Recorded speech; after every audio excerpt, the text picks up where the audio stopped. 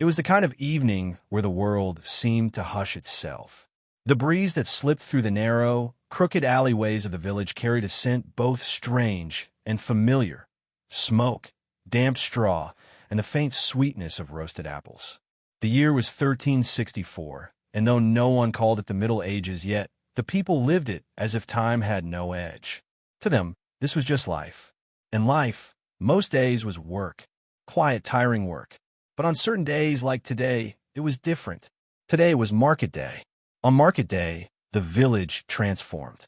Not with banners or fanfare, but with the gentle clatter of wooden carts, the low calls of vendors setting up stalls, and the distant bleating of goats being stubborn about something no one quite understood. A boy named Alric, no older than 12, stood on his toes, trying to see over the thick woolen shoulders of passing men. He held a single copper coin tightly in his fist, as if letting it go might mean letting go of his one chance at something rare, a treat. Alric had worked the past 3 weeks sweeping the floors of the blacksmith's forge, enduring clouds of ash and the constant sting of hot sparks. It was tedious, gritty work, but he'd done it with only one goal: junk food. Well, they didn't call it that, not yet. They had no bags of crisps or foil-wrapped sweets, no fizzy drinks or deep-fried snacks, but they had their own kinds of indulgences. And Alric had his eyes on something he'd only heard whispered about by older boys in the stables: honey-fried dough. Now, to us, that might not sound like much, but in medieval times, it was almost mythic. A twist of grainy dough, fried in lard, and dipped, if the cook was generous, into a pot of thick, golden honey. Sweetness was a luxury in the 14th century. Honey and sugar were expensive, and common folk rarely had either. But on market day, a traveling food seller might show up. And if luck was on your side and your copper coin was warm in your hand, you might just taste a bit of joy. The sun hadn't fully risen, but Alric could already smell roasted onions and sizzling goose fat coming from the far end of the market road. He pushed forward, past a stand selling rough cheese wheels and another offering old carrots piled like tired soldiers. He saw a group of friars mumbling over baskets of dried plums, and a baker hammering stale loaves with his fist to prove they were still good enough. But Alric wasn't looking for any of that. His nose was tuned for something else: fry, oil, and sweetness. He passed a thin man with a gray beard wearing a hat that seemed 2 sizes too large. The man was muttering to himself while stirring something in a wooden pot. Alric caught a glimpse of what looked like blackened almonds swimming in thick syrup. Not quite what he wanted, but close. He stopped just long enough to ask, "What is that?" The man looked up, squinting. "Candied nuts, lad. 5 coins. Alric shook his head and walked on. 5 coins was too much. He had one worn copper, barely enough for a broken crust of bread on most days. But he had hope. And sometimes, in sleepy villages tucked deep into hills forgotten by time, hope was worth more than gold. Alric turned the corner past the cooper's stall, where barrels sat like tired horses in the mud. Then he saw it: a strange tent made of patched blue fabric, smoke curling from a chimney attached to what looked like an iron oven. The woman inside was stirring a large pot. A boy just older than him stood near the flap, licking something sticky off his fingers with a look of pure bliss. Alric approached slowly, holding the coin like it was the last thing he owned, which in some ways it was. The woman looked up and saw him. She had bright eyes and flour dust on her cheeks. "Looking for something sweet?" she asked, her voice worn but kind. Alric nodded. She dipped a hand into the pot, pulled out a twisted strip of dough, golden and dripping, and let it cool on a stone slab. "First time?" she asked. "Yes," he whispered. "Then you'll remember it forever," she said. Alric handed over the coin, hesitantly. She took it, tucked it away without inspecting it, and handed him the cooled treat. He took it like one might hold a relic. It was hot, slightly crisp on the outside, soft in the middle, and coated in a thin layer of something heavenly. The first bite was awkward. His teeth stuck a little, but the moment he tasted the honey, his eyes widened. It was unlike anything he'd eaten before. The sweetness cut through the usual dull flavors of porridge and stale bread. He chewed slowly, savoring every bit. But just as he reached the last bite, he heard something: an argument. Two men stood by the cart next to the tent, one of them holding a string of sausages, the other shouting about how they'd been cured in horse sweat, not smoke. The woman behind the cart didn't flinch. This kind of thing happened all the time in medieval markets. But what happened next wasn't normal. A commotion erupted near the tent's rear. A group of boys were running, shouting about something rotten and stolen. Alric turned to look, and his eyes followed them past the cart, around the stable wall, and toward the back alley near the town's old well. It wasn't just about food anymore. Something strange was going on. Someone was hiding something.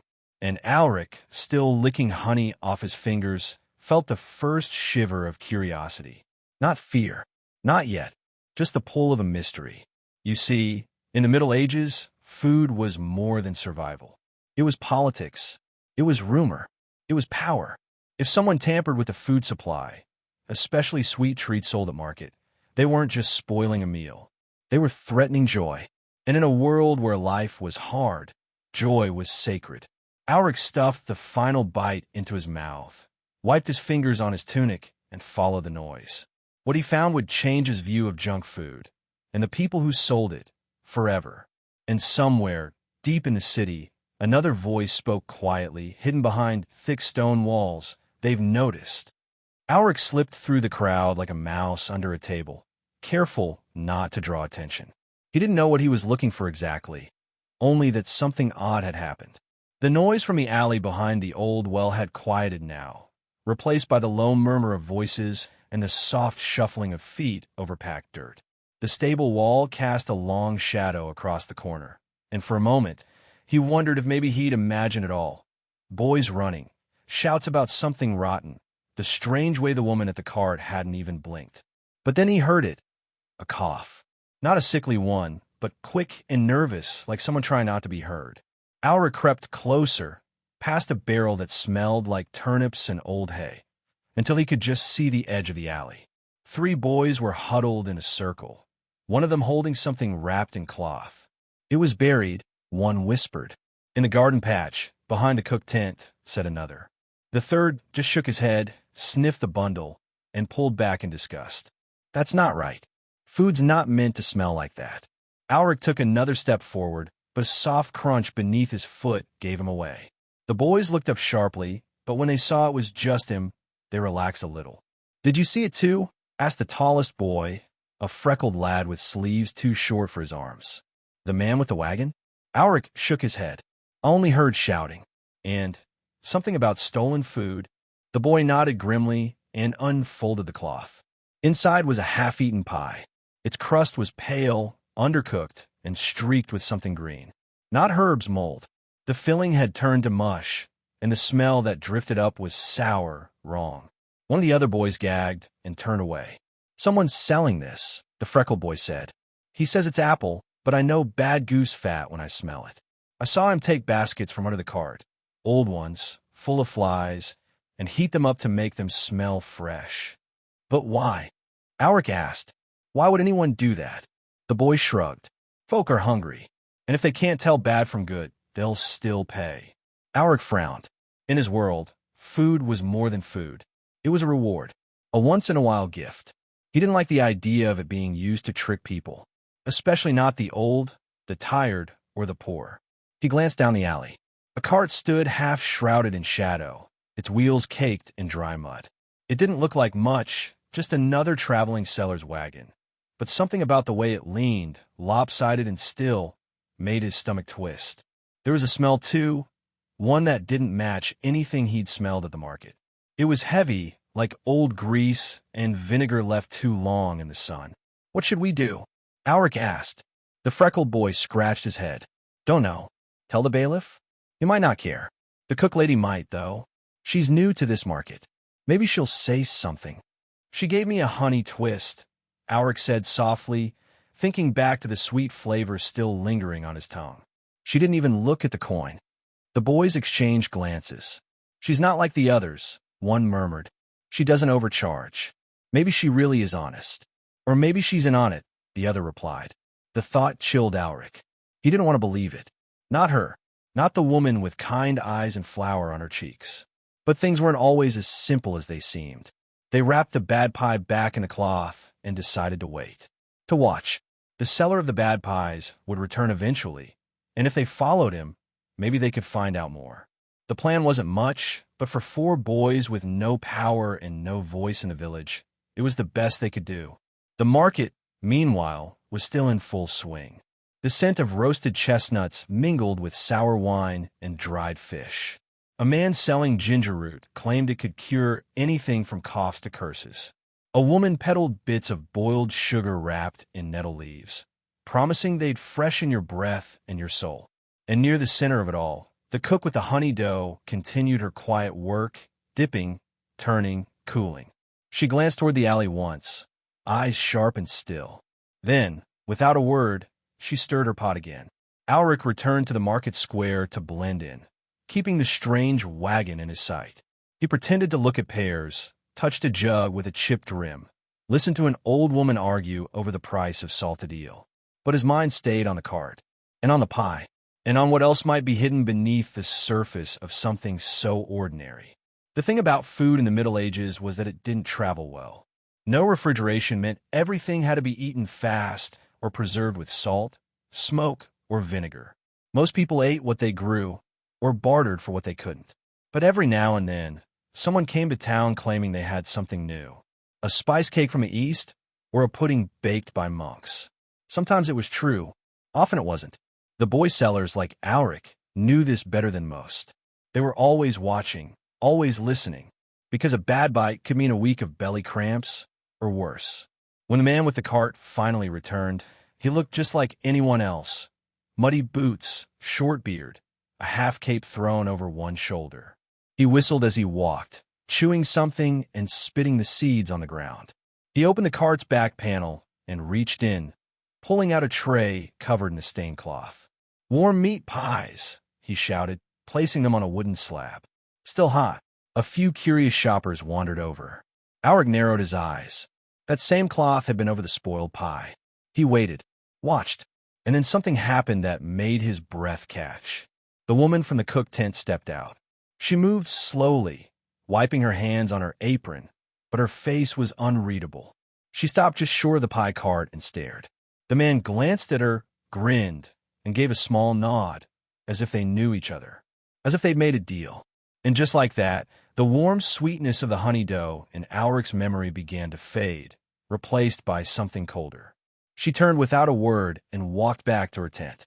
And Alric was left wondering, was she part of this? Or had she just learned the truth, same as him? Either way, something about market day had changed. And tomorrow, the village would wake with questions they weren't ready to ask. Alric didn't sleep much that night. He lay curled beneath a wool blanket, listening to the wind rattle the wooden shutters of the loft above the stables. Below, the horses shuffled in their stalls, the smell of straw and leather rising in the warm air. He turned over once, then again, the image of the woman's face flashing behind his eyes. That calm look, that unreadable stillness. He didn't know if it meant guilt or something else. By morning, the market square had returned to its regular rhythm. The main carts were gone, only a few were left behind, wheels deep in mud. The smell of scorched onions lingered in the breeze, and a few broken baskets were scattered near the well. Alric's feet were sore, but he walked the full square twice before spotting the pie seller's wagon again. It was now covered, silent, unmoving. The man himself was nowhere to be seen. He found the other boys near the edge of the field, tossing stones at a rotting fence post. "I waited," the freckled boy said. "He never came back out." Alric nodded. "Maybe he left in the night. Or maybe he's hiding," another added. "Cook lady too. Her tent's still up, but she's not there."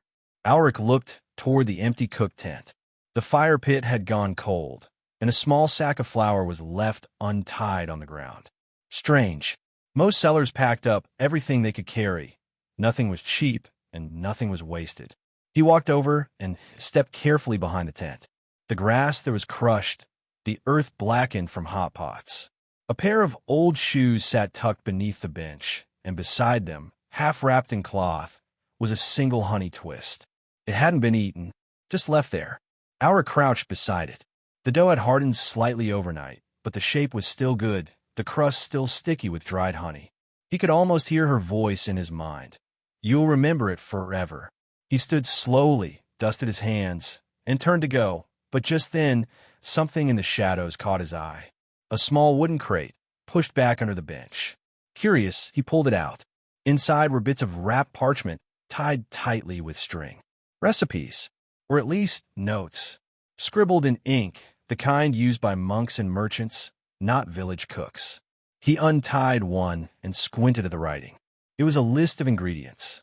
Rendered lard, wheat flour coarse, goat's milk, imported spice, unknown origin, boil to soften, fry in pan, glaze with. The rest was smudged. Imported spice? Alric whispered. That wasn't something peasants used. Not often. Not unless it had been gifted or stolen. Spice was valuable, worth more than most could afford. And if someone had been selling junk food with spice in it, that was no ordinary cook. He took the note and folded it into his tunic. Then he ran back to the others. "We need to find out who she is." The boys exchanged glances. "But how?" one asked. Alric pointed toward the abbey at the top of the hill. "If she bought supplies, someone up there might know her name. Or where she came from." They hesitated. The abbey wasn't a place children wandered into freely. But sometimes the sisters gave out old bread if you asked nicely. And if the cook had passed through, maybe she'd left a trail behind. The walk up to the abbey was slow. The path twisted through oak trees and past stone walls thick with moss. Birds chirped overhead, and the smell of early spring flowers softened the air. It didn't feel like a place where anything dark could happen. They knocked on the outer gate with a stone. An old woman in a blue robe opened the wooden hatch. Her eyes were small, but sharp. "What do you need?" she asked. "We're looking for someone," Alric said. "A cook. She had a cart yesterday. She sold honey dough. Did she come through here?" The woman raised an eyebrow. "What business do children have with a market cook?" Alric hesitated. She might be in trouble. The woman didn't smile. But she didn't shut the gate either. After a pause, she opened it fully and stepped aside. She asked for dried berries and goat tallow, the woman said. Said she had coin, but not much. Paid with a foreign token. Said it was silver, but we don't deal in silver here. Did she give her name? The woman thought for a long moment. Adela. That's what she called herself. Adela from Grafton. But I don't think she was from Grafton. Why not? Alric asked. Because I've been there. Grafton doesn't have the kind of market that teaches a woman how to cook like that. Alric's stomach tightened. Then where do you think she came from? The woman stepped back inside, closing the gate slowly. I think you boys should stop asking questions about pies. But of course they didn't. Back in the village, they returned to the cart. But now, the cover had been removed. The cart was empty. Nothing inside, but wooden trays and a few crumbs stuck in the corners. Someone had cleaned it out. Yet Alric saw something they hadn't seen before. A faint black mark drawn near the edge of the cart sideboard. He leaned in. It looked like a symbol, a circle with 2 slashes through it. What does that mean? He whispered. The freckled boy frowned. I've seen that before. On the side of a salt barrel last year. A merchant from the coast. He said it marked food that was meant for ships. Ships? Aye. Seafood. Stuff that keeps long. Maybe even junk food like this. Alric stepped back. Why would she be cooking food made for sailors? No one answered. And somewhere beyond the trees, a bell rang, once long and low. The abbey's bell. The boys turned toward the hill again, just as a dark figure emerged from the trees below. A man in a cloak, hood low over his face. He walked straight past them, didn't speak, didn't slow down, but as he passed, Alric saw the same circle mark stitched into the edge of his sleeve. And suddenly all of this, the pie, the twist, the cook, the fake name, the sour smell, it all felt bigger. Much bigger than market day. The figure in the cloak disappeared around the bend before any of the boys could think to follow him. The mark on his sleeve stayed in Alric's mind, circling round like a wheel in soft mud. It was the same mark as the one scratched into the cart, the one they'd seen on the salt barrel last year. He hadn't known what it meant then, and he still didn't. But he knew it wasn't a good sign. Marks like that didn't get added for decoration. They meant something, and it wasn't likely to be something simple like pie seller or good cook. The boys lingered by the cart for a few more minutes, trying to act like they weren't watching every person who passed by. But they were. Everyone looked suspicious now. Even the usual people. The Thatcher's apprentice, the tannery girl, the old man who shouted about cloud shapes, seemed somehow more secretive, more distant. It was market day only yesterday, and already the village felt different. Too quiet. Like someone had taken the air and wrung the joy out of it. Alric sat on the edge of the old trough and let the breeze hit his face. He was still thinking about the honey twist. That one bite had been so good. Sweet and soft, like something only rich people would have at a feast. Not something a stable boy should ever expect. Maybe that was why he was so stuck on all of this. Because for the first time in a long while, he'd tasted something special, and now he didn't know if it had been a gift or a trick. The freckled boy, whose name was Finn, nudged him with an elbow. "Do you think she meant to fool us? Or do you think she was in trouble?" Alric didn't answer right away. He was still thinking about the way she'd looked when she'd seen the pie seller. Her face hadn't been surprised. It had been calm, but not relaxed, not happy. It was the kind of calm you wear when you're trying not to show fear. "I think she knew more than she said," Alric murmured. "But that doesn't make her bad," said the smallest of the group, a round-faced boy named Tib. "Maybe she was scared." "Maybe," Alric replied. "Or maybe she was part of it. And now she's gone." Finn sat back, pulling at a loose thread on his sleeve. "I've heard stories," he said quietly, "from my uncle. He says there's merchants who travel town to town selling food that's not really meant to be eaten. Stuff that's spoiled but smells sweet. Or food that's been stretched." "Stretched?" asked Tib. "Mixed with other things. Old roots, bits of animal fat, even sawdust, to make it look like there's more of it." Alric felt a cold pinch at the back of his neck. "People eat that." "They don't know," Finn said. "They just taste the sugar and think it's good." "But why?" Tib's voice was almost a whisper. "Why would anyone do that to food?" Alric stared at the empty cart. "Because it's cheaper," he said, "and people will still pay." The idea made his stomach turn. It wasn't just a bad pie anymore. It was something else, something that made people sick or cheated or both. And now it was tied to a woman who had no real name and a man who wore the mark of the sea. What kind of cook sells junk food to peasants using ingredients from merchant ships? That thought led him back to the recipe note he'd hidden in his tunic.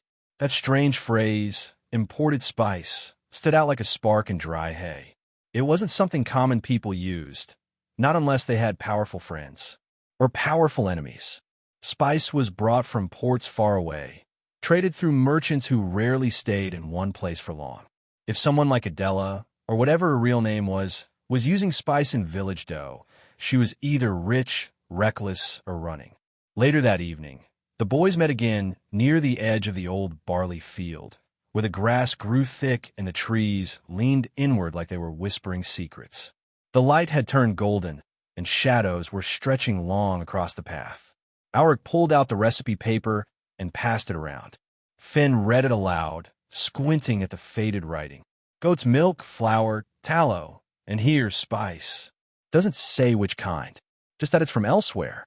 "Why write it down?" asked Tib. "Why not just remember it?" "Because it wasn't her recipe," said Alric. "Someone gave it to her."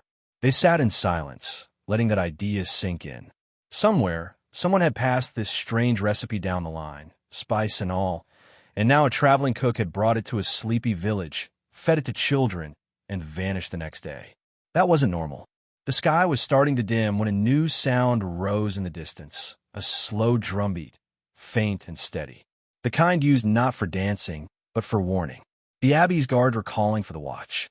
"Someone's missing," Finn said. They followed the sound without talking, slipping through the trees and cutting back into the main road. When they reached the village square, they saw a small crowd had gathered. The constable stood with arms folded, his brow drawn tight. A man in a faded brown tunic was talking fast, pointing toward the lower road. "She was camped just near my mill," he said. "I saw her yesterday, selling pastries. Didn't think much of it. This morning, her cart's still there, but she's gone." "Gone?" The constable looked tired already. "You sure she didn't leave early?" "No one leaves before dawn, not without a noise, and not without their horse." That last part seemed to get the constable's attention. He motioned to two of the watchmen, who headed off down the road. Auric's heart thudded. Another cart? Was it her? He tugged Finn's sleeve. We need to see it. Are you mad? Fen hissed. She didn't just vanish, Alric whispered. She's being watched. Or worse. They kept to the sides of the road, careful not to follow too closely behind the guards.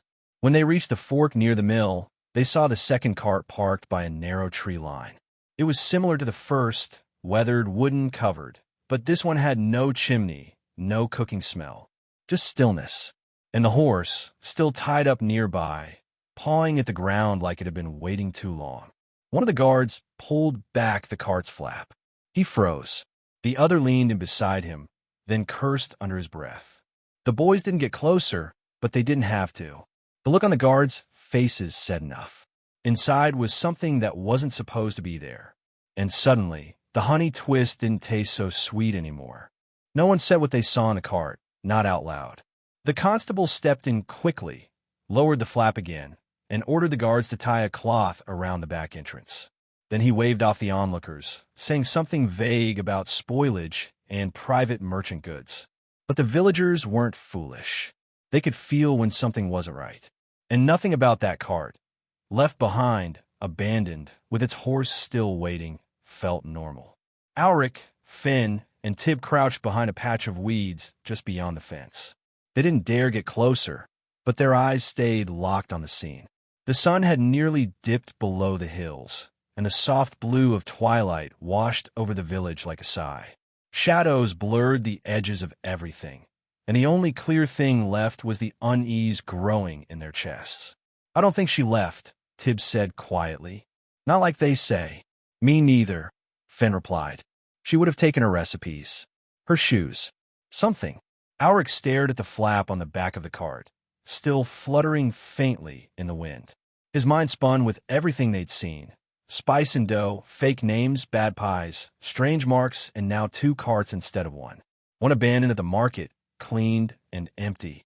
The other, left in the woods with something hidden inside. He didn't know much about grown-up things, but he did know this. When someone disappears without a word, and their horse stays behind, they didn't leave by choice. The next morning, no new vendors arrived. The market square was unusually still, the air heavy with silence. People whispered over buckets of water and picked through bruised fruit without much appetite. No one mentioned the cart directly, but everyone knew. Rumors had a way of traveling faster than wagons, especially in small places where everyone knew each other's footsteps. Alric sat near the well, slowly turning the folded recipe paper in his hands. The ink had faded more, and the edges were curling, but the list was still there. It had started to feel more like a message than a meal. A clue left behind by someone who knew they might not have time to explain everything. He turned to Finn. Do you think she wrote it? Maybe. Or maybe she copied it from someone else. Then we need to find out who that someone was. Finn looked over his shoulder. Where do we even start? Alric thought hard. The Abbey woman had said the cook used a foreign token. Something silver. Maybe that was another clue. Foreign money meant foreign contact, someone from a different port, maybe from across the sea. Merchants didn't just drift into a village without a reason. They came through routes, patterns, places where others had already passed. We should talk to the innkeeper, Alric said. He sees who comes and goes. The inn sat near the far edge of the village, close to the old Roman road. Its walls leaned inward with age, and the shutters always clacked loose in the wind, but it was warm inside. The kind of warmth that smelled like bread crust and burnt candles. The innkeeper was a wide man with soft eyes and sleeves always rolled to his elbows. You want to know about who? He asked, pouring a bit of barley water into a wooden cup. A woman, Alric said, cooked at the market. Left yesterday, but not with her cart. The innkeeper scratched his beard. Can't say I saw her come in. What did she look like? Dark hair, flour on her apron. Sold sweet bread and honey dough. Ah, the innkeeper muttered. Didn't stay here, but she came in once. Asked for pickled cherries. I told her we don't stock nonsense like that. Did she say where she was headed? No, but she left behind a coin. He reached into a drawer and pulled out a small, flat piece of metal. Told me it was good silver, but I don't take coins I don't know. Alric held it in his hand. It wasn't like any money he'd seen. It was thinner, darker, with a square hole in the center. Strange symbols marked the edge. Foreign writing. Maybe from the east, or from the southern ports. Can I borrow this? He asked. The innkeeper shrugged. If you bring it back. They left the inn quietly, walking back toward the square with the coin tucked in Auric's pocket. The sky was pale gray, the clouds thick like wool. A breeze stirred the dust on the road, and for a moment everything felt still again, like the village was waiting for something, or holding its breath. Finn stopped. We need someone who knows about foreign writing. There's a traveling scribe, Tibbs said suddenly. My aunt said he stayed 2 villages over. He copies scrolls and translates. Auric turned quickly. Can we get there by tonight? If we walk fast. They gathered bread, filled their canteens, and set off by the old goat path just after midday. The road twisted through low fields and past broken stone fences, dotted here and there with moss-covered milestones left by forgotten empires. Auric kept his hand in his pocket the whole way, holding the coin, feeling the weight of it. Not heavy in metal, but heavy in meaning. By dusk, they reached the village. It was smaller than theirs, just a cluster of wooden houses around a chapel and a green where sheep grazed. They asked for the scribe and were sent to the edge of the field, where a tent stood near the river. The man inside was younger than they expected, thin, with ink stains on every finger and a feather pen tucked behind one ear. He looked up as they approached. Trouble. We need help reading something, Auric said. They handed him the coin. He turned it over once, twice, then smiled faintly. Song money, he said. Song? Asked Finn. From the southern coast. Traders use it when they don't want the exchange tracked. It's not real coin, not by royal standards. Just a token of trade. Popular with smugglers, or people avoiding questions. Auric blinked. So she paid with this to hide where she was from? Or to hide where she was going, the scribe replied. He handed it back, then paused. Be careful with things like this. They lead to stories people don't always want told. Auric nodded slowly.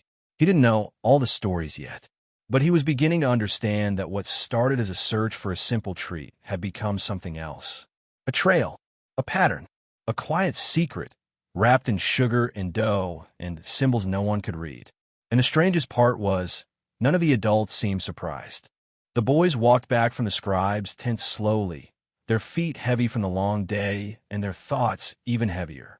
The sky above them was starting to darken, that soft blue fading into velvet, and a few early stars blinked through the clouds. Auric kept turning the coin over in his hand as they walked, the strange square hole in the middle catching glimmers of light now and then.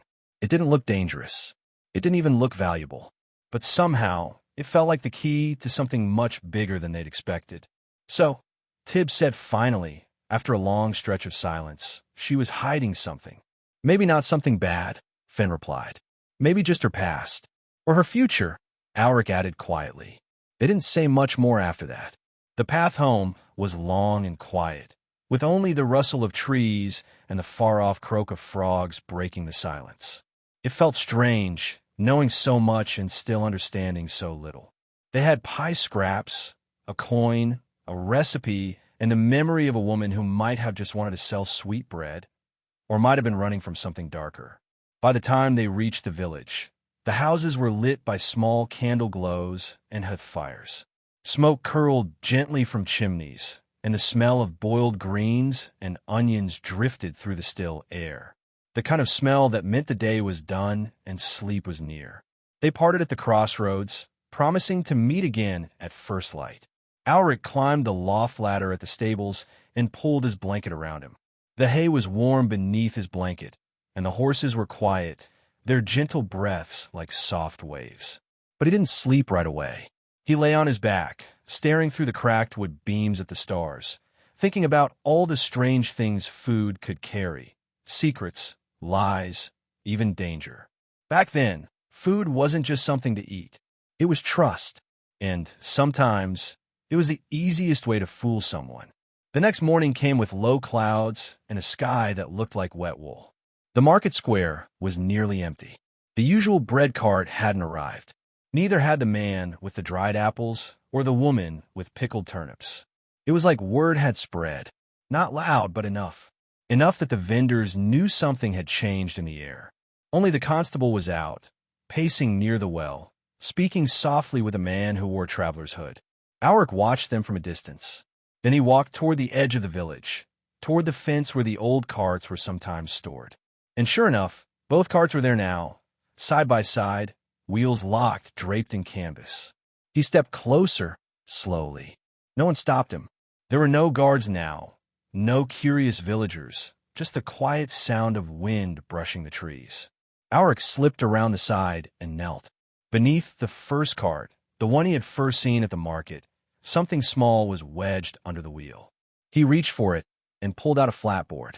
It looked like a serving tray, old and worn, with letters carved in the corner. Not English, not Latin. It looked like the writing on the coin. He ran his fingers over the grooves. Then, before he could decide what to do next, a voice spoke from behind him. "You're very curious." He jumped and turned. It was the man from earlier, the cloaked figure with the stitched mark on his sleeve. This time, he wasn't walking quickly. He stood still, watching Alric with calm, unreadable eyes. Alric didn't speak. "Curiosity can be good," the man continued, stepping closer, "but it can also be risky." "I just want to know what happened to her," Alric said. "To Adela?" Alric looked up. "That's not her real name, is it?" The man didn't answer. Instead, he knelt beside the cart and ran a hand along the wooden beam, near the carved mark. "She was supposed to pass through," he said quietly. "Just sell the sweets. Use the token. Move on. That was the plan. Why didn't she?" She got soft. Started handing out free treats. Talking too much. Staying too long. He glanced at Alric. She liked the village. Alric felt a cold knot in his chest. "Is she gone?" The man tilted his head.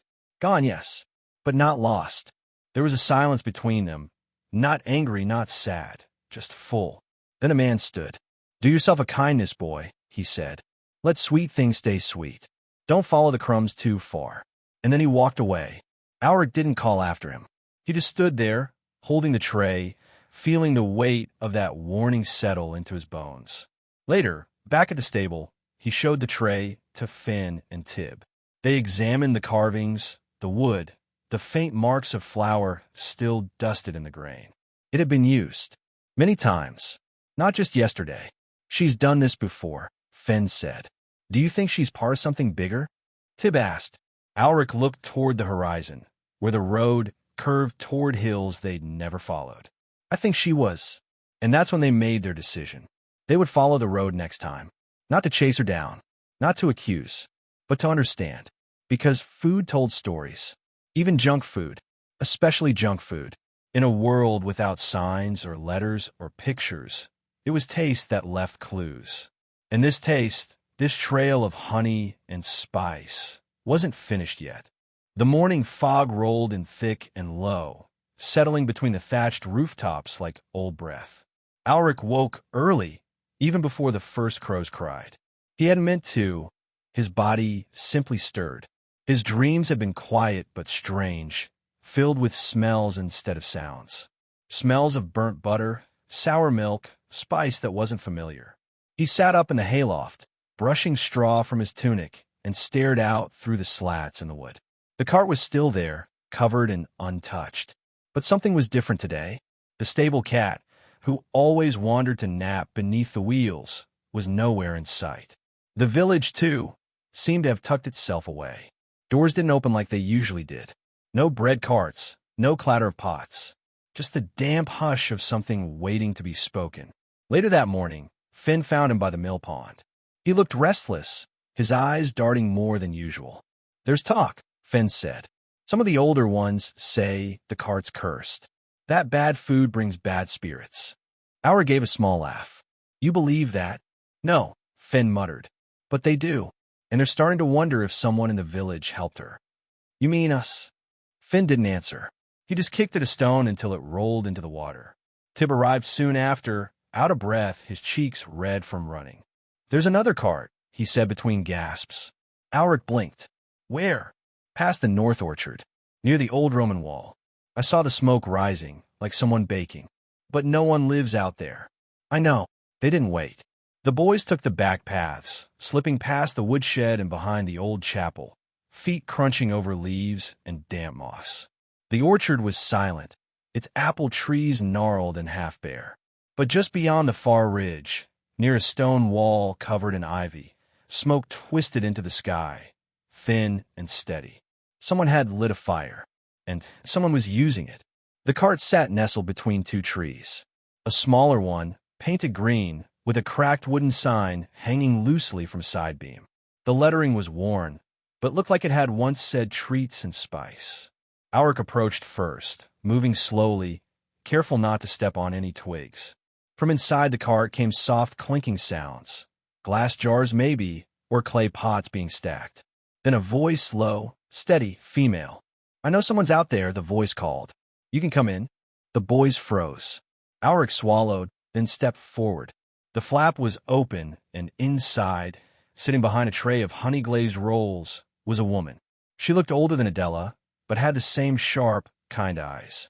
Her sleeves were dusted in flour, and a row of spices lined a shelf behind her: cinnamon, anise, clove, and something unfamiliar, pale and twisted like dried root. "Are you selling?" Alric asked. The woman smiled faintly. "Not today, but I might tell a story if you're here for one." The boys exchanged looks, then climbed up into the cart. The woman didn't ask where they came from or what they were doing. She just poured them warm barley tea and broke off pieces of a round cake that smelled faintly of lavender and honey. "You knew her," Alric said softly. "The other woman. The one who left." The woman's eyes flicked to the side. "I did. She's not. I don't know where she is now. Was she running?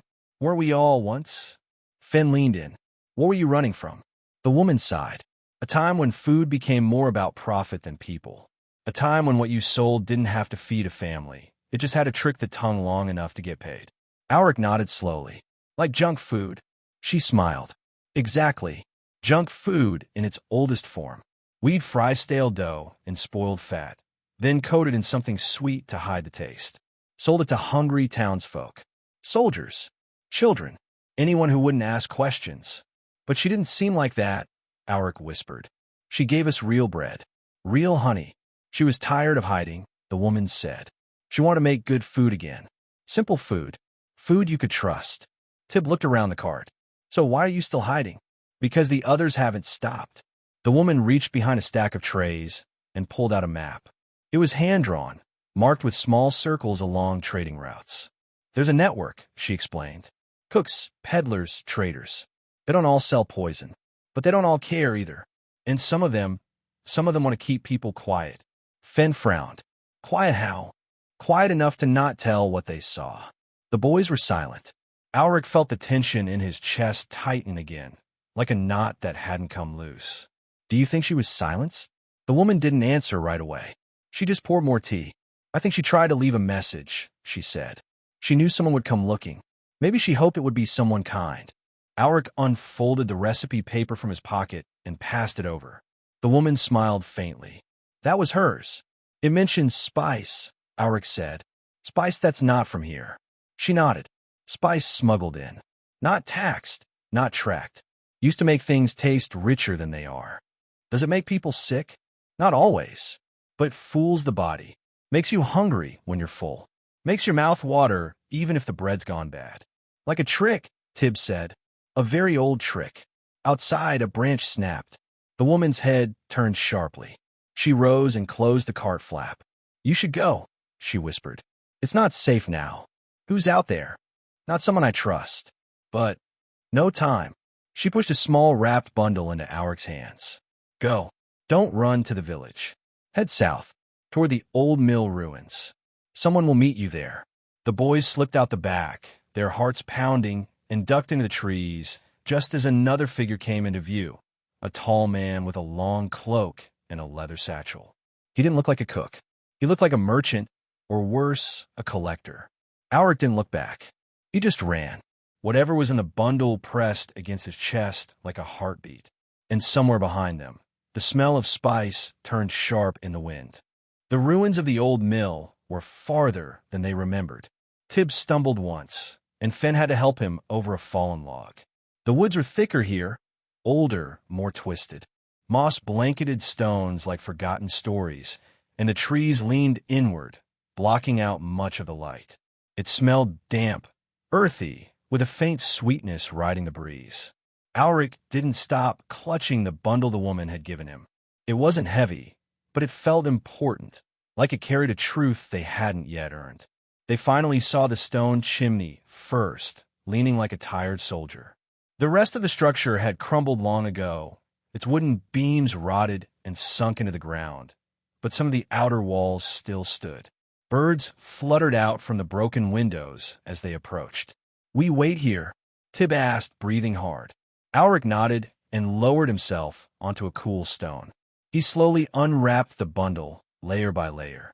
Inside was a small jar, sealed with wax, and beneath it, a folded piece of parchment tied with string. The jar held something dark and syrupy, flecks of golden spice floating like dust. Fen leaned in. "What is that? Syrup? Maybe a glaze," Alric guessed. "Something you'd use to coat pastries. Or preserve something sweet." Tib picked up the parchment and untied the string. It wasn't a letter.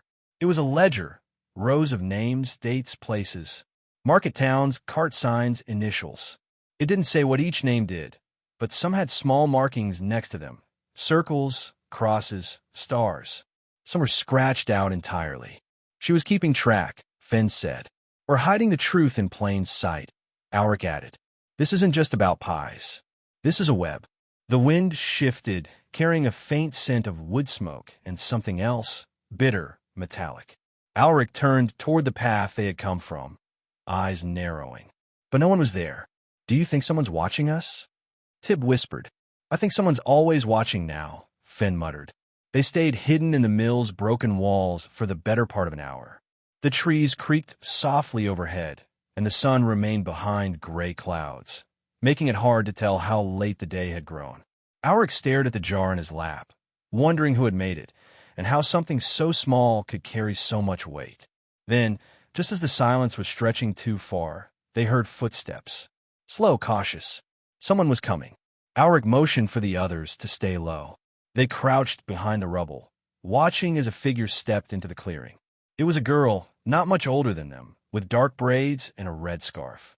She carried a basket and looked around before calling softly. "You have something?" Alric rose carefully. "Who are you?" The girl didn't flinch. "Mira. I knew her too.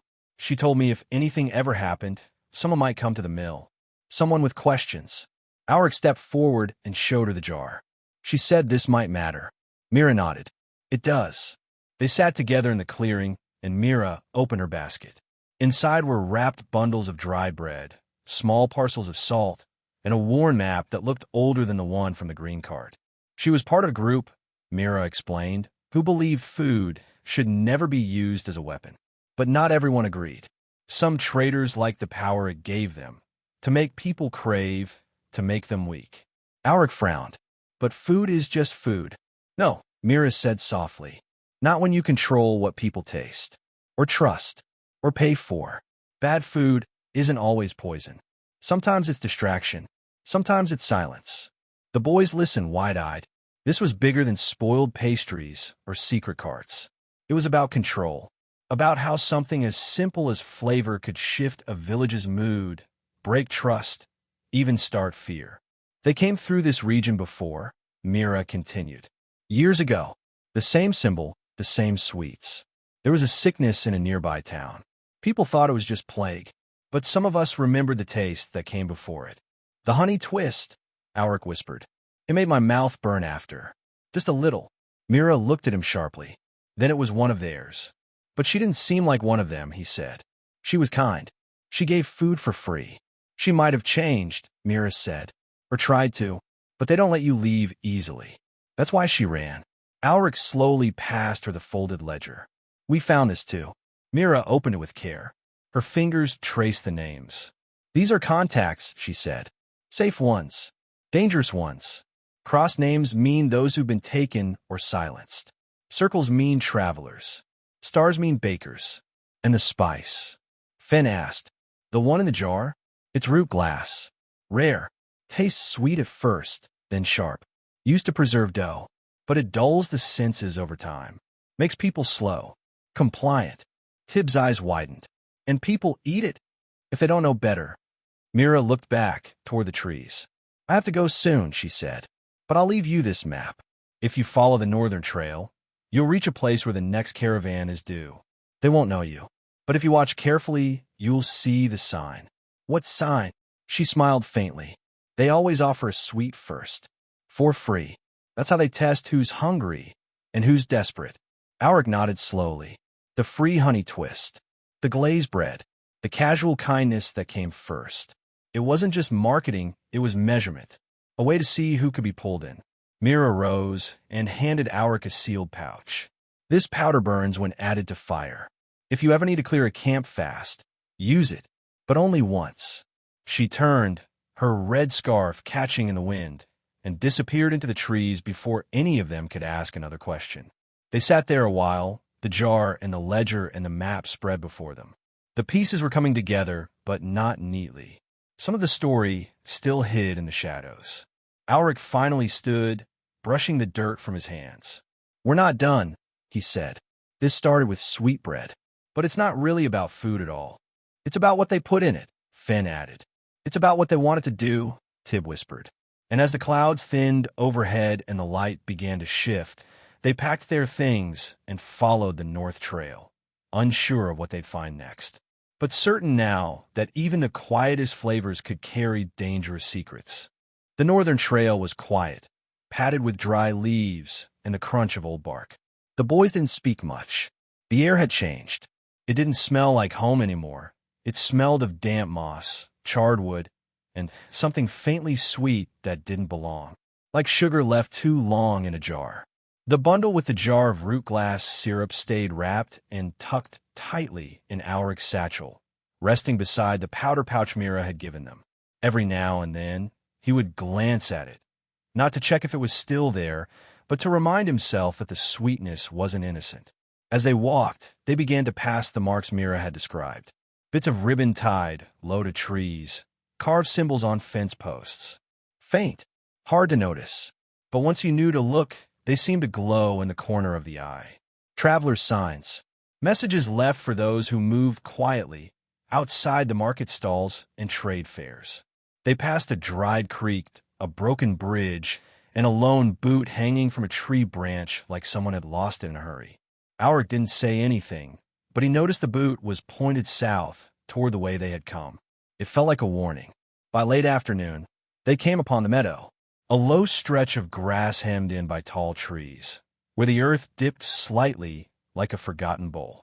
Smoke curled from a campfire at the far end, and a covered cart stood beneath the branches of a birch. Two figures moved around it, a man stirring something in a blackened pot, and a girl about their age stacking small wooden boxes beside a folded cloth sign. They didn't approach right away. They watched from behind a thicket, just out of sight, the way Mira had told them. Fenn held his breath. Tib squinted hard at the sign once it was raised. It says, "Sweet Roots," Tib whispered, "with a painted spoon and a yellow flower." Alric nodded slowly. That's the sign. From their hiding place, they watched as the man poured batter into a round mold over the fire, turning it with care. The girl opened a small jar, dipped a brush, and glazed the round cake with a dark, shiny coating. It looked almost exactly like the honey twist they'd first eaten in the village, but shinier, stickier. Too perfect. Soon, a pair of travelers wandered into the meadow from the opposite path. They looked weary, dusty boots or backs. The girl from the cart smiled brightly and held out a wrapped cake. "No charge for the first," she called sweetly. "Try it. You'll feel better in no time." The older traveler hesitated, but the younger one, maybe no more than 16, took the treat and bit into it. He smiled almost immediately. "See," the girl said, "nothing like a good bite after a long road." The older one took one too, more slowly. Alric leaned back behind the bush. "That's it. They test them with sweets. It's a lure. Should we stop them?" Tib whispered. Alric shook his head. "Not yet. If we show ourselves now, we'll lose what they're doing next." They waited for what felt like hours, watching as more travelers came and went. Not all accepted the sweets. Some walked past, barely glancing. But a few took the offered gift, bit into it, and then returned a few minutes later to buy more. The cart girl always asked them questions: where they were headed, how long they'd been walking, whether they'd eaten recently. Casual, friendly questions. But to Alric, they sounded like measurements. "She's gauging them," he said quietly, "trying to see who's weak. Who's easy." "Why?" Finn asked. "Just to sell more?"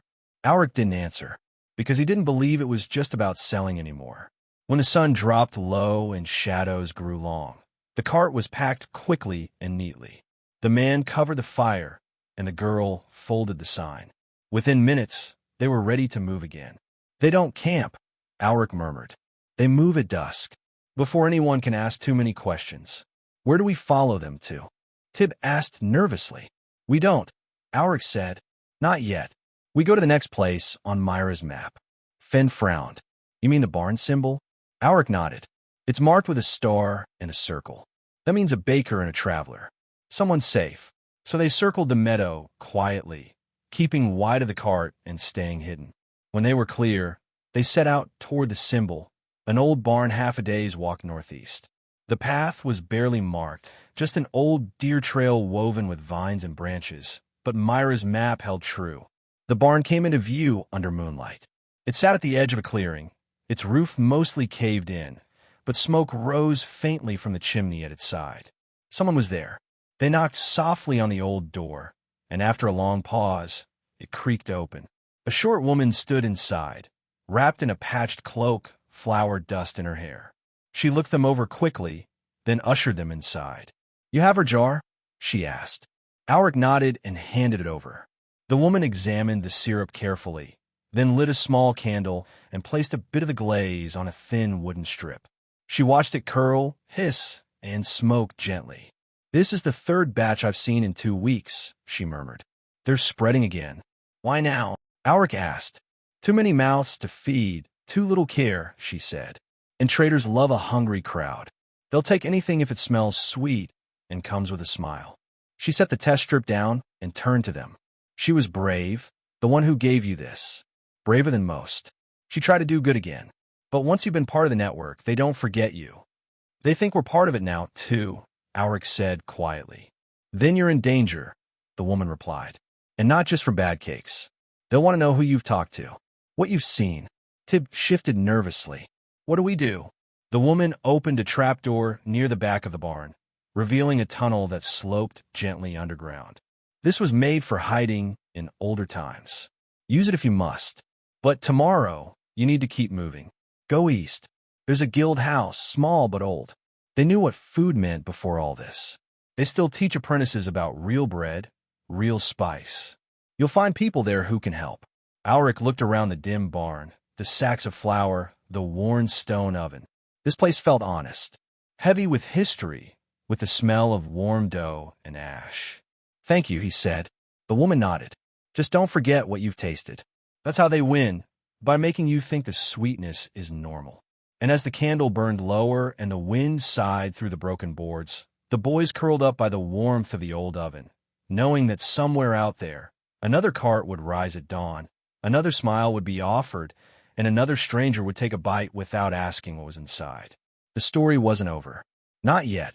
The fire in the old oven had gone out hours ago, but Alric hadn't closed his eyes once. He lay awake in the quiet barn, staring at the cracked ceiling beams and listening to the wind rustle outside. Finn and Tib slept beside him, breathing softly under threadbare cloaks.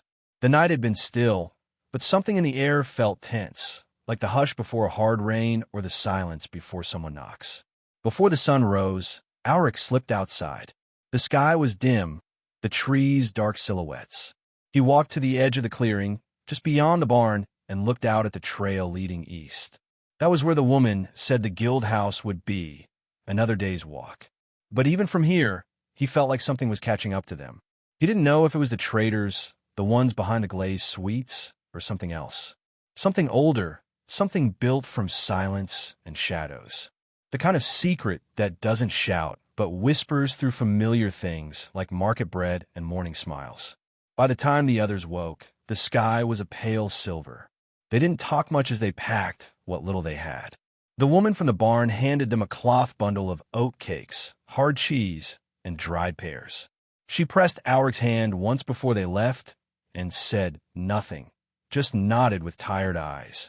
Then she shut the barn door behind them and was gone. The path east was rougher, overgrown, and steep in places. They followed Myra's map carefully, keeping to the old stones and merchant markings. Around midday, they came across a trail of broken clay, a shattered jar, maybe, and faint syrup on the leaves.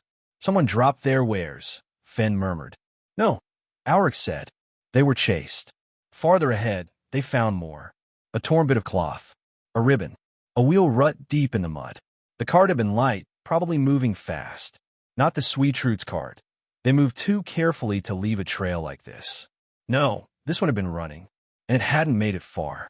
That evening, they reached the ridge overlooking the next valley. Auric stopped and crouched in the brush.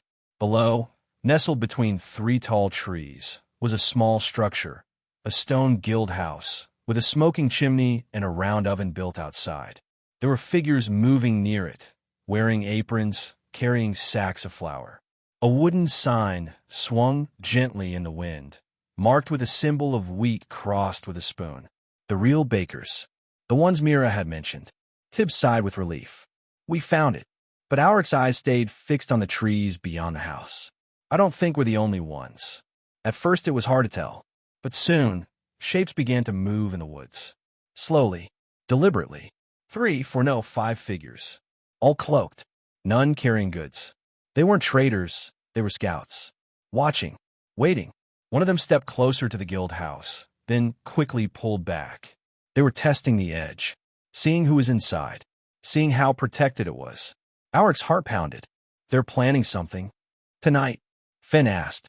Auric nodded. Probably before morning. The boys waited until dark. The moon was sharp and high. The guild house glowed faintly with firelight, the windows soft with warmth. But the woods beyond were pitch black. The cloaked figures had disappeared, but the tension hadn't. It hung there like smoke in the trees. Auric reached into his satchel and pulled out the powder pouch Mira had given him. We use this if they attack, he said. But what if they don't? Tib whispered. What if they're just watching? Then we still need to warn them. Carefully, they made their way down the slope. The grass was wet, the air colder now. Each step felt heavy, like it echoed more than it should. When they reached the edge of the clearing, a voice called softly from the shadows. Step lightly, or not at all. It was a woman. She stood just inside the light of the guild's lanterns, her hands tucked in her sleeves. You were followed, she said. We know, Auric replied. We came to warn you. She turned and walked toward the building. The boys followed her inside. The guild house was simple, stone walls, a long table, drying herbs hanging from the rafters. The scent of bread baking filled the air, but it wasn't sweet or sticky. It smelled like wheat and ash and salt. Honest food, real food. Inside, a few bakers gathered. Old men, a young woman, even a boy no older than Auric. They looked tired but steady. The woman who had greeted them, Sarah, she said, closed the door behind them and motioned for the boys to speak. Auric told them everything. About the cart, about the syrup, about the ledger, the coin, the traders offering free sweets that dulled the senses. They use root glass, he said. We have a sample. He placed a jar on the table. The bakers leaned in. One of the older men picked it up. Same as before, he murmured. Same smell. Same shine. We thought they stopped, the younger woman said. They never stopped, Sarah replied. They just moved farther out. What will they do? Fenn asked. If they know we're here, they'll test us, she said. Like they always do. First with food, then with fire. Auric held out the powder pouch. We have this. Mira said it would clear a camp. Sarah nodded. If we must use it, we will. Outside, the wind picked up.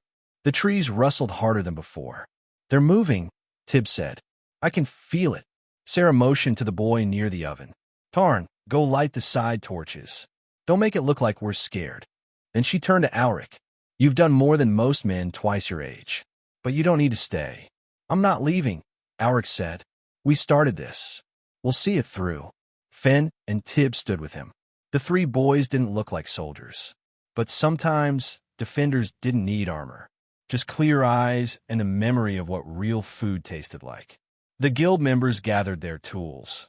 Not blades or shields, but sacks of ash, baskets of real bread, and a single red ribbon hung on the door, like a symbol only the traders would understand. And somewhere beyond the trees, the false cart moved again. They had one night to hold the line, and no one knew what would happen when morning came. The night deepened into a stillness that didn't feel natural. Even the wind had stopped. The only sounds were the quiet creaks of the guild house and the soft crackle of the oven fire. Outside, the red ribbon on the door swayed slightly, though no breeze touched it. Alric stood near the window, peeking through the shutters. He couldn't see movement anymore, but he knew the watchers were still out there, waiting. Inside, the bakers moved with careful purpose. Sarah gave short instructions, quiet, steady. Tarn stoked the oven and placed 3 loaves inside, even though there'd be no customers tonight.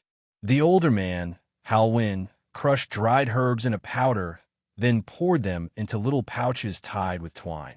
He handed one to Alric. "It's lavender and mint," Halwyn said. "You rub it under your nose.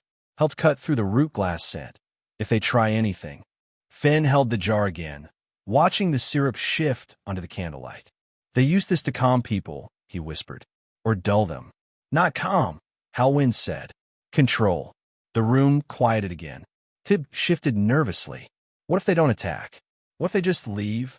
Sarah glanced at him. "Then we'll be lucky." But that's not how they work. They don't like being watched. And they definitely don't like people breaking away. Alric nodded slowly. "They'll test the door. Or the food. They'll make it look like something harmless."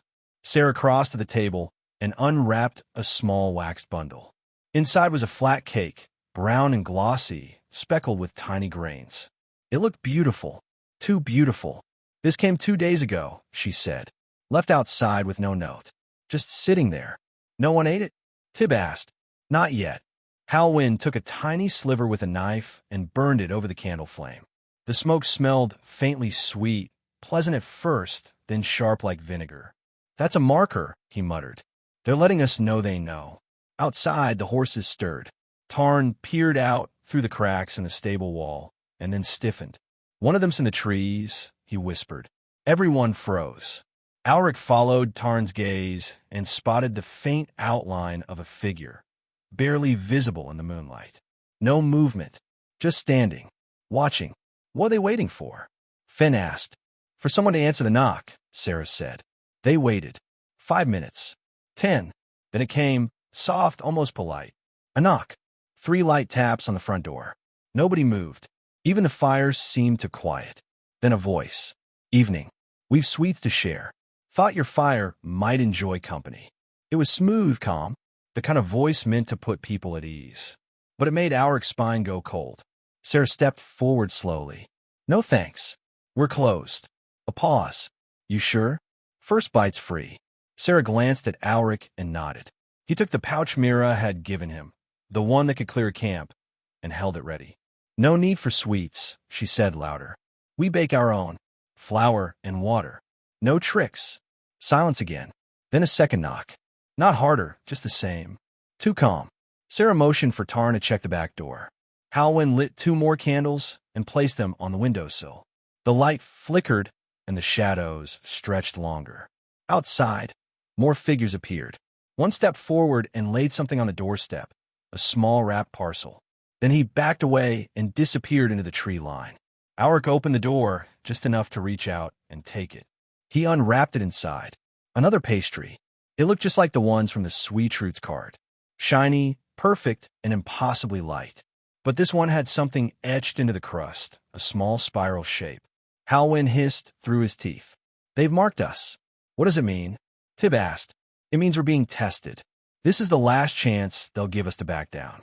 If we eat it or share it, they'll think we've given in. If we don't, they might come for us." Sarah turned to the oven and pulled out the 3 loaves. "We'll answer with bread." She placed one on the doorstep, plain, round, crusted with salt, and shut the door. Alric stayed by the window. He watched the loaf sit there untouched for minutes. Then someone took it. A hand reached in, snatched the bread, and vanished. No words. No return knock. Then came the sound they didn't want to hear. Hooves. Low and steady. "They brought the cart," Finn whispered. Alric looked again. The Sweet Roots cart, or one like it, had been wheeled into the clearing across from the guild house. It stood in plain sight, and lanterns were lit now. The figures, 6 of them, gathered around it. But they didn't unpack the sweets. They just waited. "They're challenging us," Halwyn said. "They want us to come out," Sarah added. "They want us to eat," Alric finished. He took the jar of root glass syrup and walked to the fire. He unsealed it, poured a few drops on a strip of kindling, and tossed it in. The flame hissed and turned a strange green before settling back. "That's what they're feeding villages," he said. "This syrup. This trick." Sarah looked at the cart outside. "Then we need to expose it." "Ow!" Finn asked. "They expect us to hide," she said. "But if we act first, if we turn their own food against them." She grabbed a basket of plain oat biscuits from the table and dipped the edge of each one in the lavender mint oil Halwyn had made. Then she pressed a few dried herbs into the surface. "Take these to the cart," she said to Alric. "Tell them we've joined. Offer these as our first gift." Alric blinked. "What if they know? They won't taste it right away. And if they do, they'll think it's our way of proving loyalty. But the herbs will clear their heads. It's not poison, it's truth. And that's what they fear." Alric took the basket, heart pounding. "I'm going with you," Finn said. "So am I," Tib added. The 3 stepped outside into the cold night, carrying a basket of plain oatcakes that smelled of mint and truth. Across the clearing, the cloaked figures watched, unmoving. The cart glowed behind them, and the perfect, glossy pastries gleamed like bait in the light. This was the test. Not the sweet, but what followed. And with every step closer to the cart, Alric knew the true taste of the fight wasn't sugar. It was resistance. Alric stepped carefully, the basket cradled in both hands, heart hammering like a smith's drum in his chest. Every footstep over the frost-hardened ground echoed louder than it should have. The cart ahead flickered gold and red in the torchlight, and the 6 cloaked figures near it didn't move. They stood like statues, too still, too quiet. Their faces were hidden beneath hoods, but Alric could feel their eyes on him, studying him with the same practiced stillness as a hawk watching a rabbit. Finn walked just a half step behind, his jaw tight, while Tib carried the extra pouch of herb-dusted oatcakes tucked under his cloak. When they reached the edge of the light, Alric stopped. The man nearest the cart took a small step forward, his boots silent on the earth. "You bring tribute?" the man asked. His voice was smooth, almost friendly, but not warm. It was the same tone they'd heard in the woods earlier. The kind of voice that seemed safe because it didn't care. Alric nodded. "From the guild house. We offer these in return for your visit." The man tilted his head. "Curious. You people usually send excuses, not food. It's a new time," Alric said carefully. "We thought it best to start with truth." The man reached out, slow and deliberate, and took the basket. He peeled back the cloth and inspected the oatcakes without touching them. A few of the others moved closer now, circling like wolves. One of them, a taller figure with a thin silver ring on one hand, leaned in and sniffed the biscuits. "Mint," he murmured. "Lavender. Old herbs." The man with the basket raised his brow. "Is this meant to insult us?" "It's meant to clear the mouth," Alric replied. "To reset the taste, in case your sweets have dulled it." For a second, no one spoke. Then the man holding the basket did something unexpected. He smiled. Not a warm smile, not a grin. A slow, knowing smile that said something had clicked into place. "You're not from the guild," he said softly. "You're from the village." Alric froze. "We heard about your little town. About the baker who vanished." The man stepped closer. "And now here you are, carrying remedies. Like a child playing cook." Finn stepped forward. "He's not playing." The man turned his gaze toward Finn. "No, you're not playing. But you are trespassing." Tib shifted, pulling the pouch slightly tighter. The man turned back to Alric. "There's a reason we offer sweets first," he said. "It's a measure of trust. You trust us with your hunger. We trust you with our flavor. But when someone offers bitterness instead, that's a sign of betrayal." Alric stood tall, even though his legs were shaking. "You use food to trick people. That's not trust." The silver ring man narrowed his eyes. "And what do you think happens now?" Before Alric could answer, a sound broke the stillness. Hoofbeats. Fast. Unmistakable. From the east. Everyone turned. A second cart burst into the clearing, drawn by a mud-specked horse, and driven by someone in a hooded shawl. The reins were taut, and the cart wheels sprayed up dirt as it skidded to a stop beside the Sweet Roots wagon. The driver jumped down, slight, quick, and familiar. Auric's breath caught. It was her, the baker, who had vanished. Adela. Her cloak was torn at the hem, her hair tied back in a messy braid, and her eyes scanned the clearing like a flame looking for dry wood. She walked straight toward the ring man. "I told you to leave this region," she said. The man stiffened. "You've no place here anymore." Adela didn't flinch. "You're making people sick. You're not trading. You're testing. And I warned you what would happen if you came back." The ringed man stepped forward. "You were one of us. You still carry our sign." "I burned it," she said. "And I burned the last of the syrup, except for the jar I left behind." She turned her gaze on Auric then, softening just for a moment. A flicker of surprise crossed her face, maybe even pride. "You followed it," she whispered. "The recipe." Auric nodded. "We didn't understand at first, but we do now." The Sweet Roots leader looked between Adela and the boys, and his calm expression twisted, just slightly. It wasn't fear, but it was something close. A ripple of control, slipping. "You've drawn attention to us," he said. "People were content to eat what they were given. Now, they'll start asking where it came from." "That's the point," Adela said. Behind her, the bakers from the guild had appeared at the edge of the clearing, holding torches. Not weapons, torches. Light. A sign they were no longer hiding. "Leave," Sarah said loudly. Now, for the first time, the Sweet Roots cart crew looked unsure. They didn't draw blades. They didn't reach for jars. They stood still, surrounded by quiet resistance and oatcakes laced with truth. But the ring man took one last step toward Auric. "You've made enemies," he said. Auric looked him straight in the eye. "So have you." Then, unexpectedly, the man turned. He dropped the basket of oatcakes on the ground, stepped into his cart, and gave a sharp whistle. The horse turned, and the Sweet Roots cart creaked slowly away into the trees, the figures disappearing one by one behind it. Silence returned, but it wasn't peace. Adela turned to the group. "This isn't over," she said. "They'll come back in another form, maybe with a different name. A new cart, new sweets. But the taste will be the same," Sarah replied. "Yes," Adela said, "unless we change the way people taste it." She walked to the drop basket, picked up one oatcake, and broke it in two. She handed half to Auric. "You did well," she said softly. But this was only the beginning. Adela stood in the torchlight, the broken oatcake still in her hand. The warmth of the fire glowed faintly on her face, but her eyes were elsewhere, fixed on the shadows where the Sweet Roots cart had vanished. The quiet didn't feel like relief.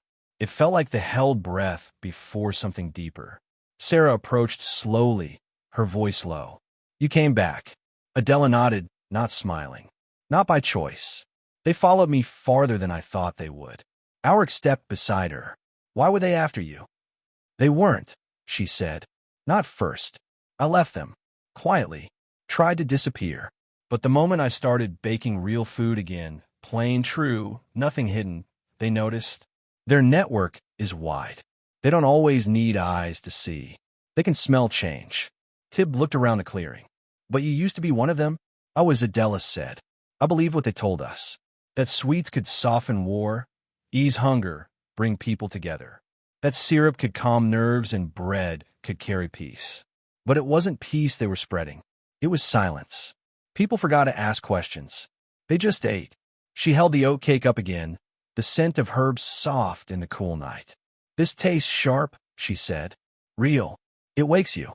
Finn leaned on a tree trunk nearby. "Is that why you left that jar behind?" "The one in the bundle." Adela glanced at him. "That was the last batch I ever took from them. I sealed it so it wouldn't spread. But I wanted someone to find it, to follow the trail." Auric realized something then. "You wanted it to be burned." She nodded, but not before it was understood. The guild bakers stood quietly nearby, listening. Sarah stepped forward. "They've retreated, but they'll come back. We need to prepare." Adela nodded. "They'll test smaller villages, not the cities, places that can't afford to ask what's in their bread." Hal Wynn, who had stood silently all this time, finally spoke. "Then we need to teach those villages what to taste for." A long pause followed. Then Auric said, We could show them. Travel. Finn asked, surprised. We've walked this far, Alric replied. We know the signs now. We can spot the fake arts. And we have the real recipes. Tib rubbed the back of his neck. You think we're bakers now? Not yet, Alric said. But we're learning. Adela looked at them with a seriousness that softened into something like approval. I'll go with you, she said.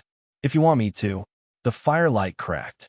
The torch Sarah had planted in the ground hissed as a breeze passed, sending a flicker of sparks upward.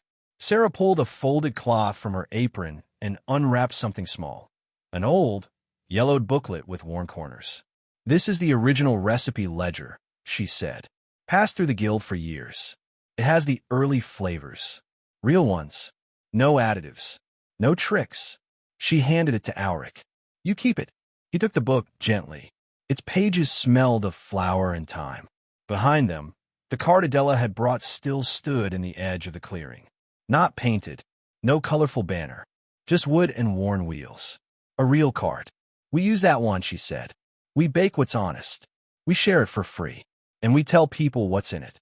How Win stepped forward. And if the sweet truths come back, then people will know the difference, Adela answered. And that's what scares them most. The moon was nearly at its peak now, pale and silent above the trees. The air had gone cooler, but it no longer bit the skin. It felt clearer somehow, like the tension had cracked open something inside the night itself. Alric looked back toward the guild house. It was quiet again, its oven still warm. The place that once felt like a hiding spot now felt like a beginning. We leave at dawn, he said, and the others nodded. Later that night, while the rest of the guild slept, Alric stayed awake again. He sat by the cart, flipping through the recipe ledger. It wasn't fancy, just old handwriting, stained pages, measurements written in handfuls and spoonfuls. But each line felt like a thread connecting him to something bigger. Not just food, but the truth behind food. Why it mattered. Why people had fought over it for centuries. There were notes in the margins, too. Some written generations ago. Others more recent. One, in a familiar hand, read, Never trust sweetness without salt. Adela. Alric smiled softly. By the time the first light touched the trees, he was already loading the cart. The wheels creaked, but they held strong. Tarm brought out the flour sacks. Tib packed the herbs. Finn folded the oatcake cloths with careful hands. And Adela placed the last wrapped loaf in the front basket. A round rye, crusted in sunflower seeds, made only with what she called sleep flour, a soft blend that calmed without dulling. First village is east, she said. They had a visit from Sweet's cart last week. Then we give them something better, Alric replied. And as the sun rose behind them, they rolled the cart away from the guild house and into the open world. 3 boys, a baker, and a quiet rebellion carried in crumbs and crust. The road ahead was long, but they weren't running from anything anymore. They were following the taste of something true. The sun climbed slowly over the hills as the cart made its way along the old trading road. The wheels creaked over packed earth, and the scent of fresh rye and dried mint trailed softly in its wake. The boys walked beside it, taking turns guiding the reins while Adela wrote in the margin of the ledger, documenting the recipes they'd tested and the ones they still wanted to try. Their first stop was a quiet hamlet at the edge of a riverbank. Just a few houses, a broken fountain, and a small tavern with cracked shutters. The people there were wary at first, watching from behind curtains, glancing suspiciously at the cart. But they didn't run. They didn't shout. They waited. And then Alric set out the first loaf. A plain barley round, sliced carefully and placed on a clean cloth. No signs, no banner, just bread. One child approached, barefoot, mud on her cheek, and took a piece without saying a word. She chewed slowly. Her mother came next, then an old man, and before long, the townsfolk were gathered around the cart, talking in low voices, sharing bites, sniffing the herbs, asking questions. That was the difference. They asked, "What's in this? What kind of flour is that? Why does this taste like the bread I remember from my grandmother's oven?" And Adela smiled at each one, explaining simply, plainly. No flour hidden behind names. No syrup disguised as glaze. Just food. Real, strange, old-fashioned food. Later that night, They were invited to sleep in the hayloft of a barn beside the tavern. The wind outside was soft. Somewhere nearby, someone was still talking about the bread. Not shouting, just remembering. "I think we're doing it," Tib whispered as they lay in the straw, blinking at the stars through a crack in the roof. Alric nodded. "We are." Each village after that was different. Some were excited to see them. Word already passed from one place to the next. Others were unsure, cautious, slow to trust. But everywhere they went, people tasted. Not just the food, but the truth inside it. One town had recently been visited by a sweets merchant who left in the night after several people fell into a strange, heavy sleep.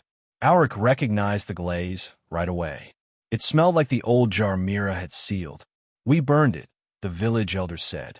"Didn't know what else to do." "You did the right thing," Adela told her. But in the ashes, they also found a small ledger, less detailed than theirs, but filled with traveler names, notes, and strange symbols. Someone had been tracking not just what people ate, but what they said, how they behaved, who resisted. It wasn't just about food. It never had been.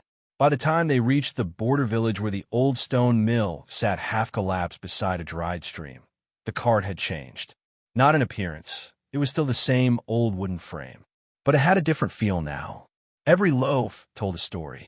Every herb had a reason. Every recipe had a note from one of them scribbled beside it.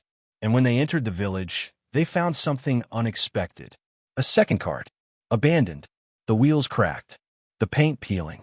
Its banner had been torn down, and sweet wrappers littered the ground nearby. But the cart had been left in a rush, bread still inside, half-wrapped. A forgotten syrup jar tipped on its side. Tib pointed to a symbol carved into the wood. Same as the old one. Adela knelt beside it and ran her fingers over the symbol. They left too fast. Something scared them. Alric stepped back, or someone made them stop. Inside one of the houses, they met a man who'd once been a merchant himself, gray-haired, soft-spoken, but sharp. He told them the village had started noticing changes. People forgetting names. Children waking up too tired to play. So they stopped eating anything they didn't bake themselves. "We didn't always know why," he said, "but we knew it didn't feel right." He took one of their loaves and held it close. "This feels right." The final stop on their route was the village Mira had come from. The one she'd left without a goodbye, carrying only a bundle with a jar and a warning. When they arrived, people recognized Adela. A few of them remembered Myra's name, though they hadn't seen her in months. They didn't speak of her disappearance with fear, only sadness. They believed she'd gone to help others. And now, here are the others. At the center of the village, where a fountain once poured and now only trickled, Alric placed the final loaf from that day's batch. This one wasn't plain. It was marked with a faint spiral in flour, but not like the twisted symbols of the traders. This one was drawn gently, in chalk, beside a message that simply read, "Ask what you're eating. Ask who made it. Ask why it tastes sweet." They didn't sell a single thing that day, but they gave everything away. When night fell, and the cart was empty, the four of them sat near the fountain, tired but at peace. The wind blew soft over the rooftops, and the stars came out one by one. "I don't know if they'll come back," Finn said quietly. "The Sweet Roots people. They might," Adela said. "But maybe now they'll think twice. They'll change their name," Tib said. "Maybe pretend to be someone else." "They always do," she agreed. "But names don't last. Taste does." Alric looked out over the quiet village square. A candle flickered in the window of the old bakery, long closed, but maybe not for much longer. "We keep the recipes," he said. "We keep baking. We keep telling people the truth." Adela smiled gently. "That's all we ever needed to do." And as they leaned back against the cart, the stars overhead glowing faintly above the hills, there was no more need for questions. Just the sound of wind, the memory of warmth, and the quiet, honest scent of flour rising in the night. The journey wasn't over, but for now it was enough, and the truth, soft as crust, would carry them onward. The moon was high and quiet when the whisper first came, not from a voice, but from the woods just beyond the final village. Alric had been the last to sleep, sitting by the cart and watching the coals burn down in the traveling oven. He thought it was the wind at first, but it was too even, too rhythmic. like someone repeating a word just beyond the trees. He stood, slowly, walking toward the edge of the village square. The rest of the team, Adela, Finn, and Tib, were inside, asleep, worn from the road. The night air smelled like rye and ash. Still, then the sound came again, a soft clinking, glass on wood. Alric crept closer to the path, and there, left in the center of the road, was a new bundle, neatly wrapped, pressed with a spiral. He didn't touch it, not right away. He just stared at it. The twist of cloth, the fresh red wax seal. It hadn't been there earlier, which meant someone had come into the village, left it, and left again. He called Adela. She came quickly, no shoes, just a blanket over her shoulders. Her eyes narrowed the moment she saw it. "It's a message," she whispered. "They're not gone." She picked it up with a stick and carried it to the fire. Carefully, they unwrapped it. Inside was a scroll, handwritten, elegant, strange. It read, "We will no longer sweeten your mouth. Now we will sharpen it. And when you hunger again, you will beg for the silence of sugar." Below the message was something worse. A map. Dozens of villages marked in red. A handful in black. And near the bottom, one circled in waxy gold. Auric's village. Tib's home. Finn's farm. They weren't going after strangers anymore. They were going back. Adela's face went still. Her hands dropped the scroll. They're testing something new. Finn stumbled out next, rubbing his eyes, confused. What happened? Auric handed him the map. They've changed the recipe. The next morning, they didn't finish their route. They turned back west, back toward where it began. The road felt different going the other way. Less hopeful, more urgent. There was a pace to their movement now. No rest stops, no handing out bread. Just hours of walking, quick bites of dry oats, and a silent pull of dread. 2 days later, they reached the edge of Auric's village. Smoke was rising, but not fire, oven smoke. Thick, sweet, too sweet. They found a new cart parked near the square. Not labeled sweet roots anymore. This one was blank. Just polished black wood and no driver in sight. The wheels were smeared with syrup. Adela covered her mouth. They're not hiding anymore. The townspeople walked slowly. Faces blank, smiles too wide. Children sat by the fountain, chewing colorful wafers. No questions. No resistance. Just silence. Auric rushed to his home, where the door stood half open. His sister was inside, baking, but the flour was pale green. Her hands trembled as she kneaded. He called her name. She didn't respond. Tib's father was sweeping the dirt in perfect circles. Over and over. Finn's older brother stared at a crustless cake like it was the moon. "They fed them something worse," Adela whispered. Not silence. Obedience. They rushed to the cart and opened the back. Inside were jars, neatly stacked, sealed in cloth. Each one was marked with gold. A new formula. A new kind of sugar. Not to relax people anymore. To train them. Adela reached for one, but stopped. "We can't burn it here," she said. "It'll spread in the smoke." Then a voice came from behind. "You came back." It was the same man, the silver-ringed hand. Only now his hood was down, and his eyes were not empty. They were wide, sharp, almost glowing. He smiled. "You helped spread our name," he said, "and now you'll help spread the next taste." Auric stepped forward. "We're not afraid of your syrup." The man tilted his head. "Good, because fear is bitter." He reached into the cart and pulled out a loaf. It looked normal. Brown crust. Warm. Familiar. Then he tore it in half. Inside was bright pink. Auric flinched. "What is that?" "It's compliance," the man said. "It skips the stomach. Goes straight to the mind." Adela grabbed the scroll from her bag, the one with the old recipes. She turned to the man. "People will remember what real bread tastes like." He laughed. "Not if they're trained to forget." And then, with a snap of his fingers, 3 villagers stepped forward, blank-eyed, calm, carrying trays of the new loaves. Auric looked at their faces. They weren't angry. They weren't scared. They looked content. That was worse. "They're gone," Tib whispered. "No," Adela said suddenly. "They're not. Not if we act now." She turned to the oven by the well and tossed in her herb blend. Lavender, mint, crushed sunflower, a handful of oat crumble. As she grabbed the village bell rope and rang it once, twice, sharp and loud. Sound traveled. A second later, windows opened. Someone blinked. Someone else dropped a loaf. Alric pulled out the recipe ledger and held it high. "This is the real flavor," he called out. "This is how bread is supposed to taste." Finn lit the backup oven near the cart and began baking plain barley. Tib handed out broken oatcakes from their last batch.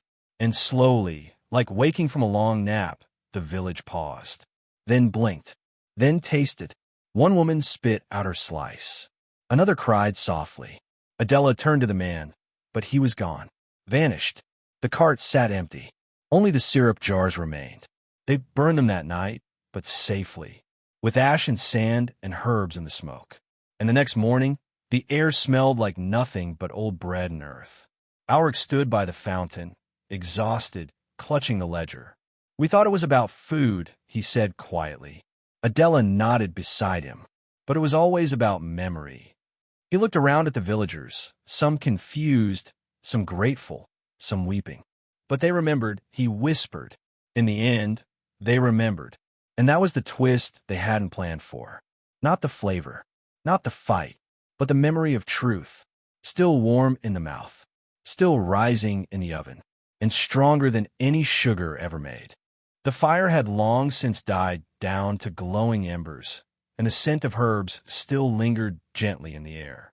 Alric stood quietly beside the old traveling cart, the recipe ledger tucked beneath one arm. Morning was coming, but it hadn't quite broken the horizon yet. The sky above the village was turning from dark indigo to soft blue, and a breeze carried the smell of cooling stone, fresh air, and flour baked properly. Honestly, people were still waking slowly. Some stretched in their doorways with puzzled looks on their faces, unsure if the heaviness they'd felt the past few days had been a dream. Others whispered quietly to one another, hands wrapped around warm bread or holding pieces of barley biscuits as if rediscovering something long lost. No one spoke of the sweets. No one reached for syrup. It was as if the spell had ended and only crumbs were left behind. Adela approached the cart with a light step, her hair tied back with a simple cloth. She handed Alric a small round loaf. No glaze, no markings, just the golden brown of well-baked crust and the faintest hint of sage. "Last one," she said with a soft smile. "Might be our best batch yet." Alric smiled back, tired but light. "It tastes like quiet." She nodded. "That's what real bread's supposed to do. Nourish without noise." Finn and Tib joined them, yawning, holding cups of warm water steeped with mint and barley husk. They didn't need syrup anymore. They didn't want to stay awake forever or fall into sweet forgetfulness. What they had now was enough. Time, rest, peace. Tib looked around at the village and pointed to the old bench where people had gathered the night before. "You think they'll keep baking after we leave?" Adela glanced that way. "I think they already are." They remembered how. Finn sat down on the cart's wheel, adjusting his boots. "Do we keep going? Or was this it?" Alric considered that for a long moment. The Sweet Roots traders were gone, for now. Their carts abandoned, their jars burned. But the road stretched on, and they'd only covered a handful of towns. Somewhere out there, others might still be forgetting the taste of truth. And worse, others might not even realize anything was missing. "We keep going," he said softly. "But we go slower. We bake with them. We don't just hand out bread. We show them how to make it." Adela smiled, folding her arms. "Teaching people to bake? You're going to make a fine old baker someday." Finn grinned. "An old, boring baker who tells sleepy stories about flour." "And herbs," Tib added. "And sourdough," Alric said, laughing. "Don't forget that part." They laughed, not loud, just enough to share the lightness between them. As the sun finally lifted over the hills, the group packed the last of their tools, stacked the remaining baskets, and tied the flour sack securely. They left a few loaves behind with the villagers, not as gifts, but as seeds, something real to grow from. The kind of food that carried memory and choice and calm. Before they left, the village elder came forward, a round man with a thin braid and kind eyes. He held out a wrapped bundle. "We don't have much," he said, "but this is our way of saying thank you." Inside were 5 clay tokens, simple, handmade, each pressed with a small circle of grain. A village seal, Adela accepted it with both hands. We'll keep them close. Then they turned back to the road, walking slowly, the cart rattling softly behind them. No banners, no signs, just a cart and 4 travelers who'd once only known the taste of sweets and now knew something stronger. Along the way, they passed the spots they once stopped.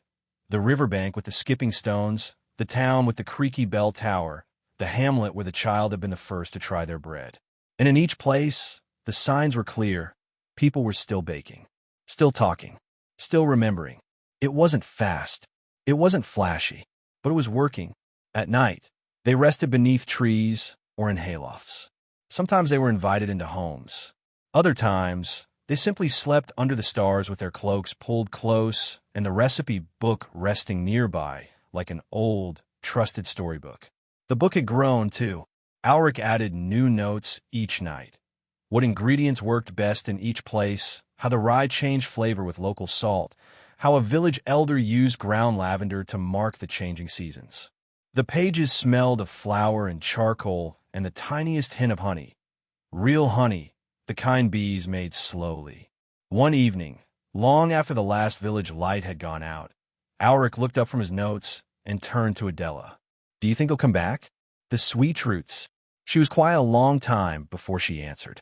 They will. Not tomorrow. Maybe not next season. But they'll try again. Different names. New flavors. New tricks. Finn leaned back against the cartwheel. And what do we do when they do? We remind people, she said, of what food should be, of what it feels like to choose what you eat. That's all we can do. Tibbs stirred the fire gently, adding a bit more wood. It's a slow way to fight. Adela nodded. The best ways always are. The fire crackled softly, casting long, gentle shadows. The road ahead was still long. The sky stretched endlessly above them, full of stars and space. But they weren't rushing anymore. There was no urgency now, just purpose.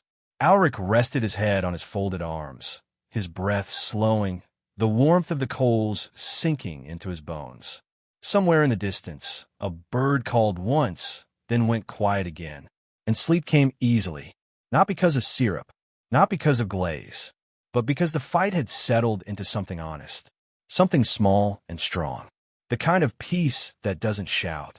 It rises like bread, soft, slow, true. The morning after they crossed the ridge, the cart rolled slowly into a quiet valley wrapped in mist. The village nestled there was still waking up, its rooftops dusted with dew, smoke rising lazily from chimneys. A gentle breeze carried the smell of wet hay and morning bread, real bread, baking in a hearth somewhere nearby. Alric paused the cart near a stone wall wrapped in ivy and looked out over the fields. Everything was still, not frozen or empty, just content, the kind of quiet that came from a place not needing to rush. He breathed in deeply. The air smelled like barley. Adela walked up beside him, sipping from a tin cup of warm, steeped leaves. You feel it? She asked. Alric nodded. It's different here. They didn't need to speak louder than a whisper. The calm was enough to carry words. They moved through the village gently, wheels bumping over cobblestone, people offering nods and tired but kind smiles. A few children pointed to the cart and whispered among themselves. No one shouted. No one asked what they were selling. Instead, a few offered slices of bread they'd made themselves, thick, a little misshapen, but honest and full of flavor. Tib took a bite from one and closed his eyes. They remembered. Finn grinned and grabbed another slice. And they improved it. Adela sat on a low bench near the square, the traveling ledger resting open on her knees. She flipped through the pages slowly, stopping now and then to smile at a scribbled note or a stain from an old batch. She traced the faded handwriting on the first page, her old note, and then glanced toward Alric. You filled more of this book than I ever did. Alric chuckled softly. Only because I had help. Adela looked around the peaceful village and exhaled. We could stop here, you know, for a while. Let the cart rest. Tib's eyes lit up. You mean stay? Maybe not forever, she said, but a few weeks. Share what we know. Help build ovens, plant herbs, grind stone. Slow things down. Finn leaned against the cart and nodded. I wouldn't mind a bed that doesn't move. They all laughed quietly. The sound felt warm and human and settled. Not like the early days, when everything had been uncertain. Later that afternoon, a few villagers brought over their own books, hand-bound recipe pages, many barely filled, some old and crumbling. Together, they gathered around long tables and compared notes. Finn taught two teenagers how to judge heat by the color of oven stones. Tib sketched symbols on scraps of parchment, signs that meant safe, or home-baked, or watch the crust. Alric found himself helping an elder mix oat flour with dried thyme and onion greens, a soft blend meant to soothe and satisfy without sending people to sleep. He was asked questions, curious, careful ones. And for the first time, he answered not as a boy who had stumbled into a mystery, but as someone who had come through it. That evening, as stars blinked into the sky one by one, the whole village gathered under an old chestnut tree for what they called the first honest meal. Not a feast, not a celebration, just bread, warm broth, and silence shared between people who trusted what they were eating. A little girl tugged at Auric's sleeve. "Is it true," she whispered, "that there were sweets that could make you forget?" Auric bent down and looked her gently in the eyes. "There were," he said, "but we didn't forget. That's what matters." She nodded and slipped him a tiny biscuit wrapped in linen. "This one's mine," she said proudly. "It's made with honey, but not too much." Auric unwrapped it, took a bite, and smiled. "It's perfect." That night, under the low wooden beams of a borrowed cottage, they all slept deeper than they had in weeks. No strange dreams, no unease. Just sleep. The next morning, Auric woke early and stepped outside. The village was still wrapped in soft fog. He walked to the old cart and opened the recipe ledger again. There were still pages left. Not many, but enough. He added a final note in his tidy, careful handwriting. Truth doesn't need to be loud. Bread doesn't need to be perfect. And sweetness doesn't need to hide anything. He closed the book slowly, ran his hand over the cover, and smiled. Just then, Adela joined him, carrying 2 cups of barley tea. She handed him one. "I saw you writing." He sipped and looked toward the road that curved gently away from the valley. "Do you think we'll ever need to warn people again?" She thought about that for a moment. "Maybe, maybe not. But if they ever forget, we'll be there." He nodded slowly.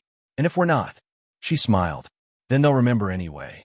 Because real taste, real food, it stays with you." Finn and Tib came out next, blinking against the light, stretching their arms and yawning without shame. They were starting to look more like bakers than travelers now. Sunburnt, flour-dusted, stronger. Worn in the best way.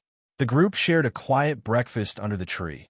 Birds hopping nearby, a breeze stirring the leaves. Nothing urgent, nothing heavy, just warmth.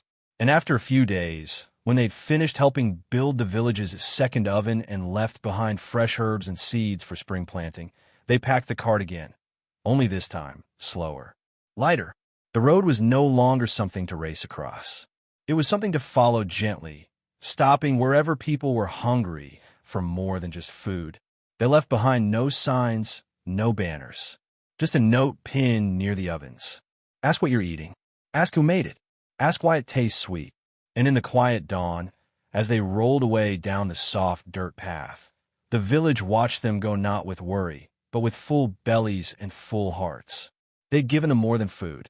They'd given them the power to taste again.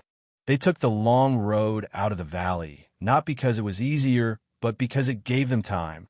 The wheels rolled slowly over soft dirt and pebbles, past meadows dotted with early spring flowers and stone markers worn smooth by wind. No one spoke for the first hour. There was no need. Sometimes peace doesn't arrive in celebration. It settles quietly, like a blanket. Auric watched the sky shift above them, cloud shadows drifting lazily over green hills. The air smelled faintly of thyme, mixed with the scent of dried crusts packed in cloth for the day's walk. He felt lighter, and not just in his shoulders. There was a sense that they'd left something behind, not forgotten, but finished. They reached a small rest spot beneath a walnut tree and paused. Finn sat cross-legged with a wedge of barley bread, turning it over in his hands before taking a bite. "You ever think about how all of this started with a broken biscuit?" he asked. Adela nodded as she sat nearby. "That, and a sealed jar. Tib plucked a stalk of wild fennel from the path and twirled it. Funny how something so small could carry so much weight. They all looked toward Alric then. He didn't say anything at first. He simply reached into the satchel at his side and pulled out the old ledger. It was wrapped now in a clean linen cloth, corners reinforced with thin leather strips to protect the pages. Carefully, he opened to the final filled sheet and showed them the last note they'd written together. "Ask what you're eating," Finn read aloud. He smiled faintly. "It's simple, but it says everything." Adela leaned forward, resting her elbows on her knees. "We can make copies. Leave them behind when we move on. Let the message keep going even if we're not there." Tib perked up.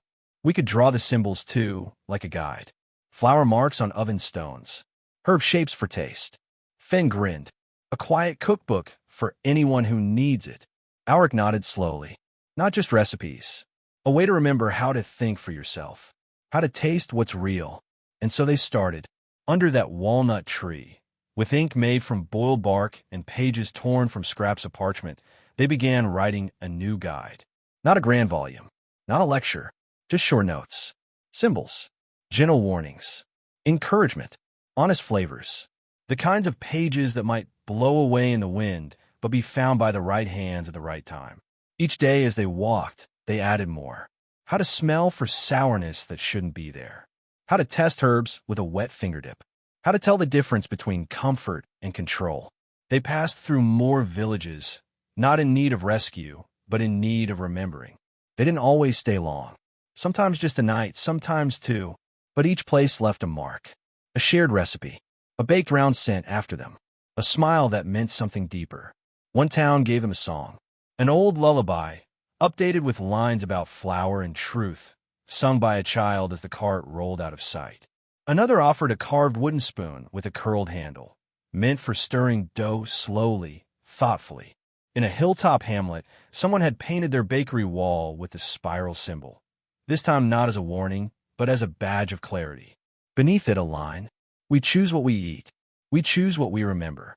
Alric often found himself walking a few paces ahead or behind the others, not to be alone, but just to listen. The sounds of their footsteps, the clink of the oven tools in the cart, the way the wind rustled the pages of their new book. It reminded him that life didn't need to be loud to be full. Adela once told him, during a quiet evening beside a creek, that she used to think sweetness was the answer to everything. "It felt like kindness," she said. "But now I know. Kindness doesn't always taste sweet. Sometimes it's bitter. Sometimes it's plain. Sometimes it's just there, steady." Alric had nodded. Like bread. They both smiled at that. Eventually, they came upon a broken mill, stones fallen in a pile, vines climbing the frame, but the hearth still solid. They stopped, circled it, and without even speaking, they began to rebuild. Not because they planned to stay, but because someone would come after them. Someone who might need it. Someone who might have forgotten how to bake without permission. It took them 3 days, but they mended the door, fixed the wheel, and cleared the ash from the old oven. They left a starter dough in a clay jar, sealed with a cloth and marked with a line of flour in the shape of a half moon. When they left, the building stood tall, not perfect, but ready. And that became their rhythm. They didn't chase danger anymore. They followed calm. They followed memory. They followed the flavor of truth, wherever it called. Sometimes, at night, when the wind was especially quiet, they would each share one small moment from the journey so far. A loaf that worked better than expected. A village that sang to them. A time they laughed so hard they spilled flour everywhere. It wasn't dramatic. It wasn't grand. It was steady, human, true. And the story that had started with strange sugar and sealed jars had become something warmer. A story about waking up. A story about tasting with care. A story that could be passed in crumbs and crusts and quiet notes tucked under oven stones. Not because they wanted to be remembered, but because they hoped others would remember themselves. The path eventually brought them to a clearing lined with trees that had stood for longer than any of them had lived. Oaks, twisted and towering, held the shape of the wind in their limbs, and wildflowers bloomed in patches like soft breathing across the earth. The cart creaked to a stop near the center, where stones once formed a circle, old cooking grounds, long abandoned. Adela stepped down first. Her boots pressed into the soft moss as she looked around, brushing her fingertips over a fern's edge. "This place remembers," she said quietly. Finn unpacked a cloth bag filled with oats, while Tib lit a small fire the way they always did, slowly, patiently. No sparks, just coaxed warmth. Alric knelt to flatten the spot where they'd knead dough. They didn't speak about where they were headed next, or what they'd seen before. This wasn't about movement now. It was about being still. A bird called from the trees. Not urgent, just present. As the dough rose near the fire, Alric stared into the center of the stone circle. He wondered who had once gathered here. What had they eaten? What had they sung about? Had they ever worried about what was in their food, or had they simply trusted what came from soil and hand and stone? Tib brought him a strip of bark marked with new symbols, ones they'd been adding lately. A swirl for made with care, a small wedge for tested truth, a single leaf for slow-grown. Adela had drawn them one night under lantern light. Now they appeared on the bottom corners of their recipe pages. Quiet reminders. "We should leave a page here," Finn said, setting a loaf to bake in the coals. Alric agreed. He opened the ledger to one of the blank back pages and wrote a message. "If you find this place, take a moment. Light a fire. Make something simple. Taste it slowly. Remember how it feels to choose what feeds you." He folded the page in thirds, tucked it into a clay pot they'd saved, and placed it under a flat stone at the edge of the ring. Not hidden, just waiting. They stayed there for 2 nights, letting their minds rest as much as their legs. Finn told a story about a goose who once chased him through a grain market. Tib played with twigs and pretended he was a flower knight. Adela laid flat in the grass, eyes closed, breathing in the mix of fresh herbs and toasted crust. The cart felt less like a tool and more like a companion now. Worn, stained, reliable. A 5th member of their little wandering group. Its wheels had known so many roads. Its wood darkened by flower dust and morning dew. They'd repaired it more than once. But they never painted it, never branded it. It wasn't about attention. It was about presence. One evening, as the fire cracked and they split their final loaf into even pieces, Alric looked around at his friends and felt a warmth settle behind his ribs. Not from food, but from belonging. Not the kind you demand. The kind you grow into. "This was always the goal, wasn't it?" he asked. "To bake," Tib said with a mouth full of crust. Alric shook his head gently. "To help people remember what real food feels like. What real choice tastes like." Adela raised her slice. "To quiet flavors and honest hunger." Finn added, "And never trusting sweetness unless you know where it came from." They tapped their bread pieces together like a toast and sat back in a moss, full and calm. By the next morning, the coals were cold, and the sky had softened to early blue again. The wind was carrying the smell of dew and ash and herbs that had been left to dry in little bundles around the stone ring. A part of them hated to leave the clearing, but the road didn't call them like it once had. It didn't pull. It simply waited, and they chose to step back onto it. In a nearby village, they left behind 3 loaves at the base of a well with a chalk-marked message. Not sweet, but safe. Further along, they passed a cluster of homes where the people had already begun experimenting with their own ingredients. One had baked chestnut bread with rosemary. Another, sour rye with crushed grapeskin.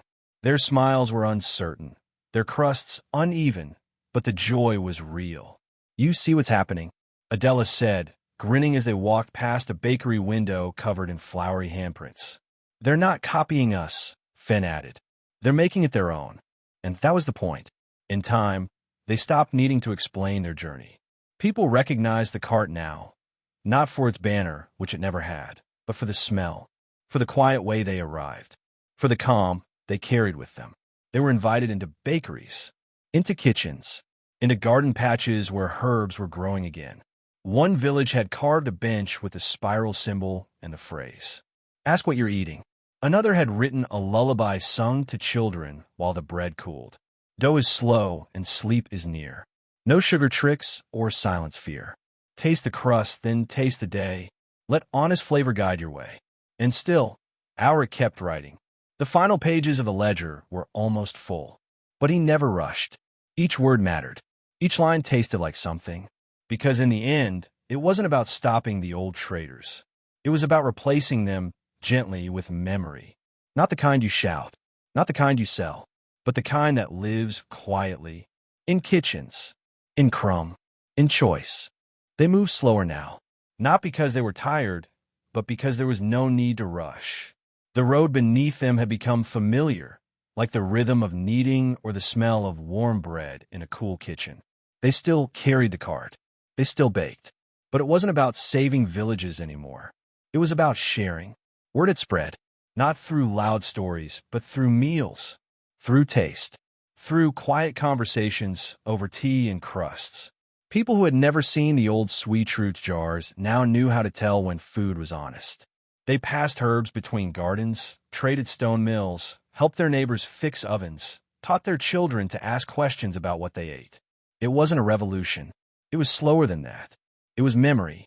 In the next town, the mayor greeted them not with fanfare, but with a fresh sourdough round and a note. Thank you for the questions. We're still learning. But now we're asking. That's enough. They didn't stay long.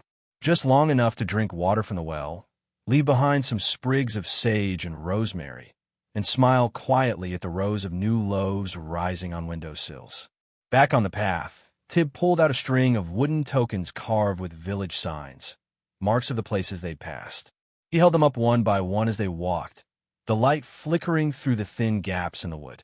Do you think they'll remember us? Alric smiled. Maybe not us, but they'll remember the taste. Finn added, and how it made them feel. Adela was quiet for a moment before she said, that's all we ever wanted. Not for them to know our names, just for them to know what's real. And in that truth, they continued. One road became another. One season slipped into the next. Bread changed slightly depending on the flour. The herbs grew richer. The lessons deepened. But their rhythm never changed. Make, rest, share, remember. In a quiet hillside village where sheep outnumbered people, they found a child who had drawn the spiral symbol in chalk beside a bread oven. She didn't know where she'd seen it, only that it made her think of mornings and her grandfather's laugh and the smell of lavender baked into crust. They didn't correct her. She was right. Sometimes memory doesn't need to be complete, just warm. They left her a recipe book, one page, handwritten and flour-dusted, with space to add more. In another place, a man gave them a candle shaped like a loaf. I light it every time I feel unsure, he said, and the smell reminds me I'm okay. Alric added that to the ledger. Memory lives in senses. Taste, smell, the warmth of light. There are no more seal jars now. No more whispered names of the sweet roots. It wasn't that the danger had vanished. It was just that it couldn't take root anymore. Not where people were awake.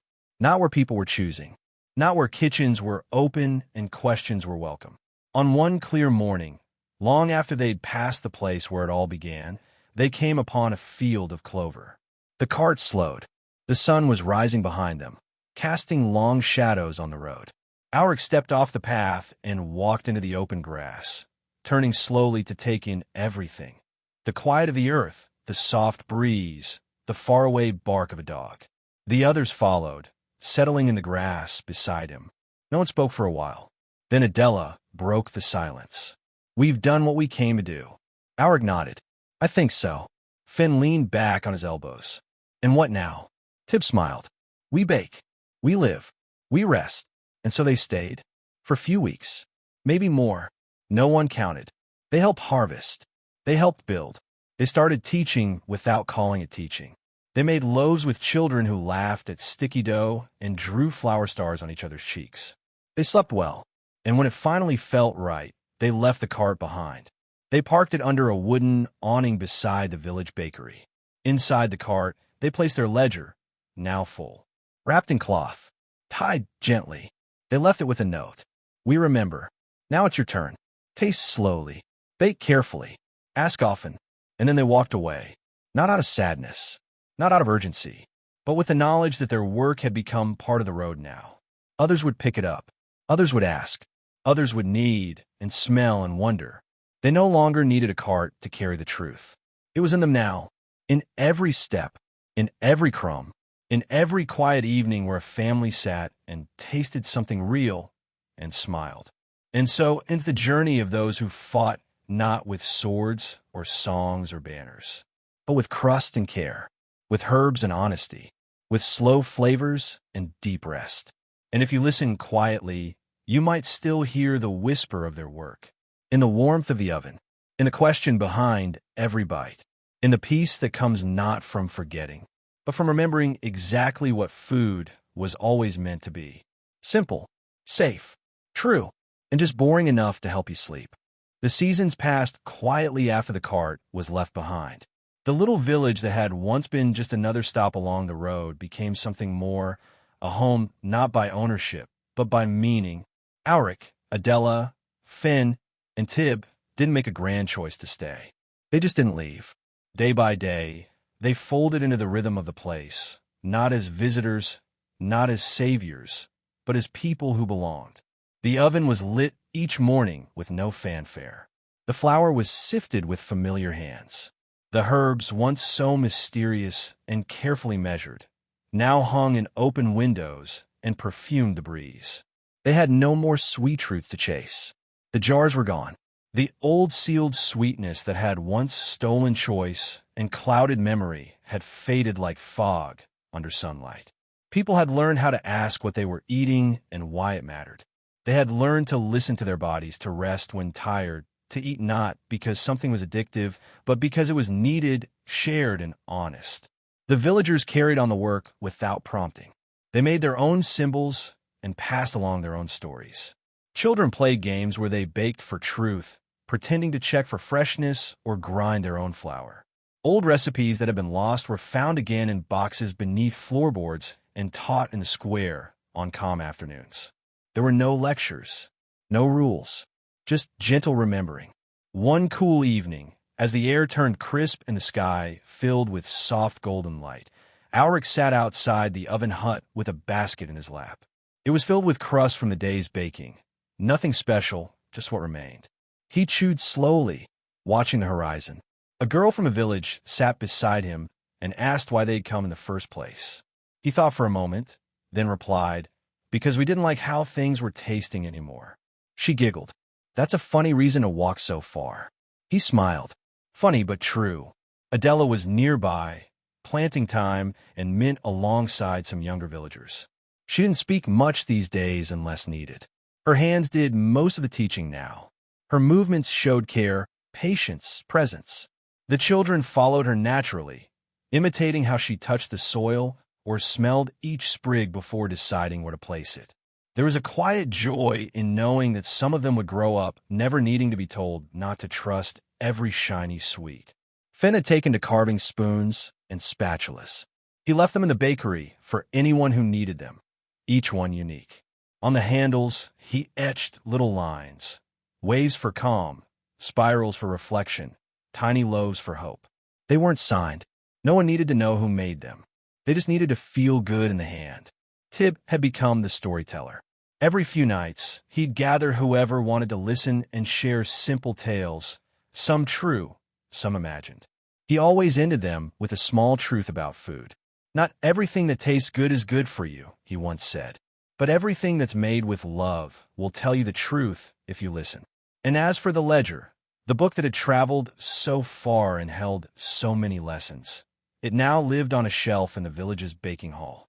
Anyone could read it. Anyone could add to it. Its pages were worn now, smudged with flour, ink faded in places, but its heart was whole. The final line written in Auric's hand was simple. If you taste something and it makes you pause, listen to that pause. It may be your body remembering something true. That line became a sort of prayer in the village. Not religious, but respectful. A way to acknowledge the connection between body and mind, between memory and nourishment. A few other villages adopted the same phrase. Some painted it on bakery walls. Others whispered it to their children. Years later, long after the travelers had grown gray around the edges and the carts would have been used to repair benches near the river, a new visitor came to the village. She carried a sealed jar in her bag, something she'd found on a market stall in a distant city. She didn't know what it was, only that something about it felt off. Too perfect, too polished. She placed it on the old stone table outside the baking hall and asked, "What do you think this is?" Alric, now slower in his step, ran his fingers over the glass and nodded. I think you already know. She looked at the jar, then back at him. What should I do with it? He didn't answer right away. Instead, he reached behind the table, pulled out a cloth-wrapped bundle, and handed it to her. Inside was a page from the ledger, handwritten and copied by a careful scribe. On it was the spiral, the wedge, and the leaf. Symbols now understood far and wide. Go ask your neighbors, Auric said. Share a real meal. See what they say. And she did. She never opened the jar, because she didn't need to. That was the legacy they'd built. Not fear, not control, just the habit of questioning, the strength to remember, the simple courage to taste with care. It wasn't the kind of story that made bards sing or kings reward. It didn't echo through castle halls or change the course of war. But it lived. It lived in ovens that baked slow. It lived in herbs chosen with thought. It lived in conversations around shared tables. And above all, it lived in sleep. Not the sleep forced by sugar or soothed by syrup, but real sleep. Safe sleep. The kind that comes when your belly is full, your heart is still, and your world tastes honest. So if you ever find yourself in a place where food feels too fast, where flavors shout instead of sing, where every bite makes you forget instead of remember, pause, breathe, ask, then maybe, just maybe, start with flour and begin again. That is the end of this story, but your own might be just beginning. Sleep well, and remember to taste gently.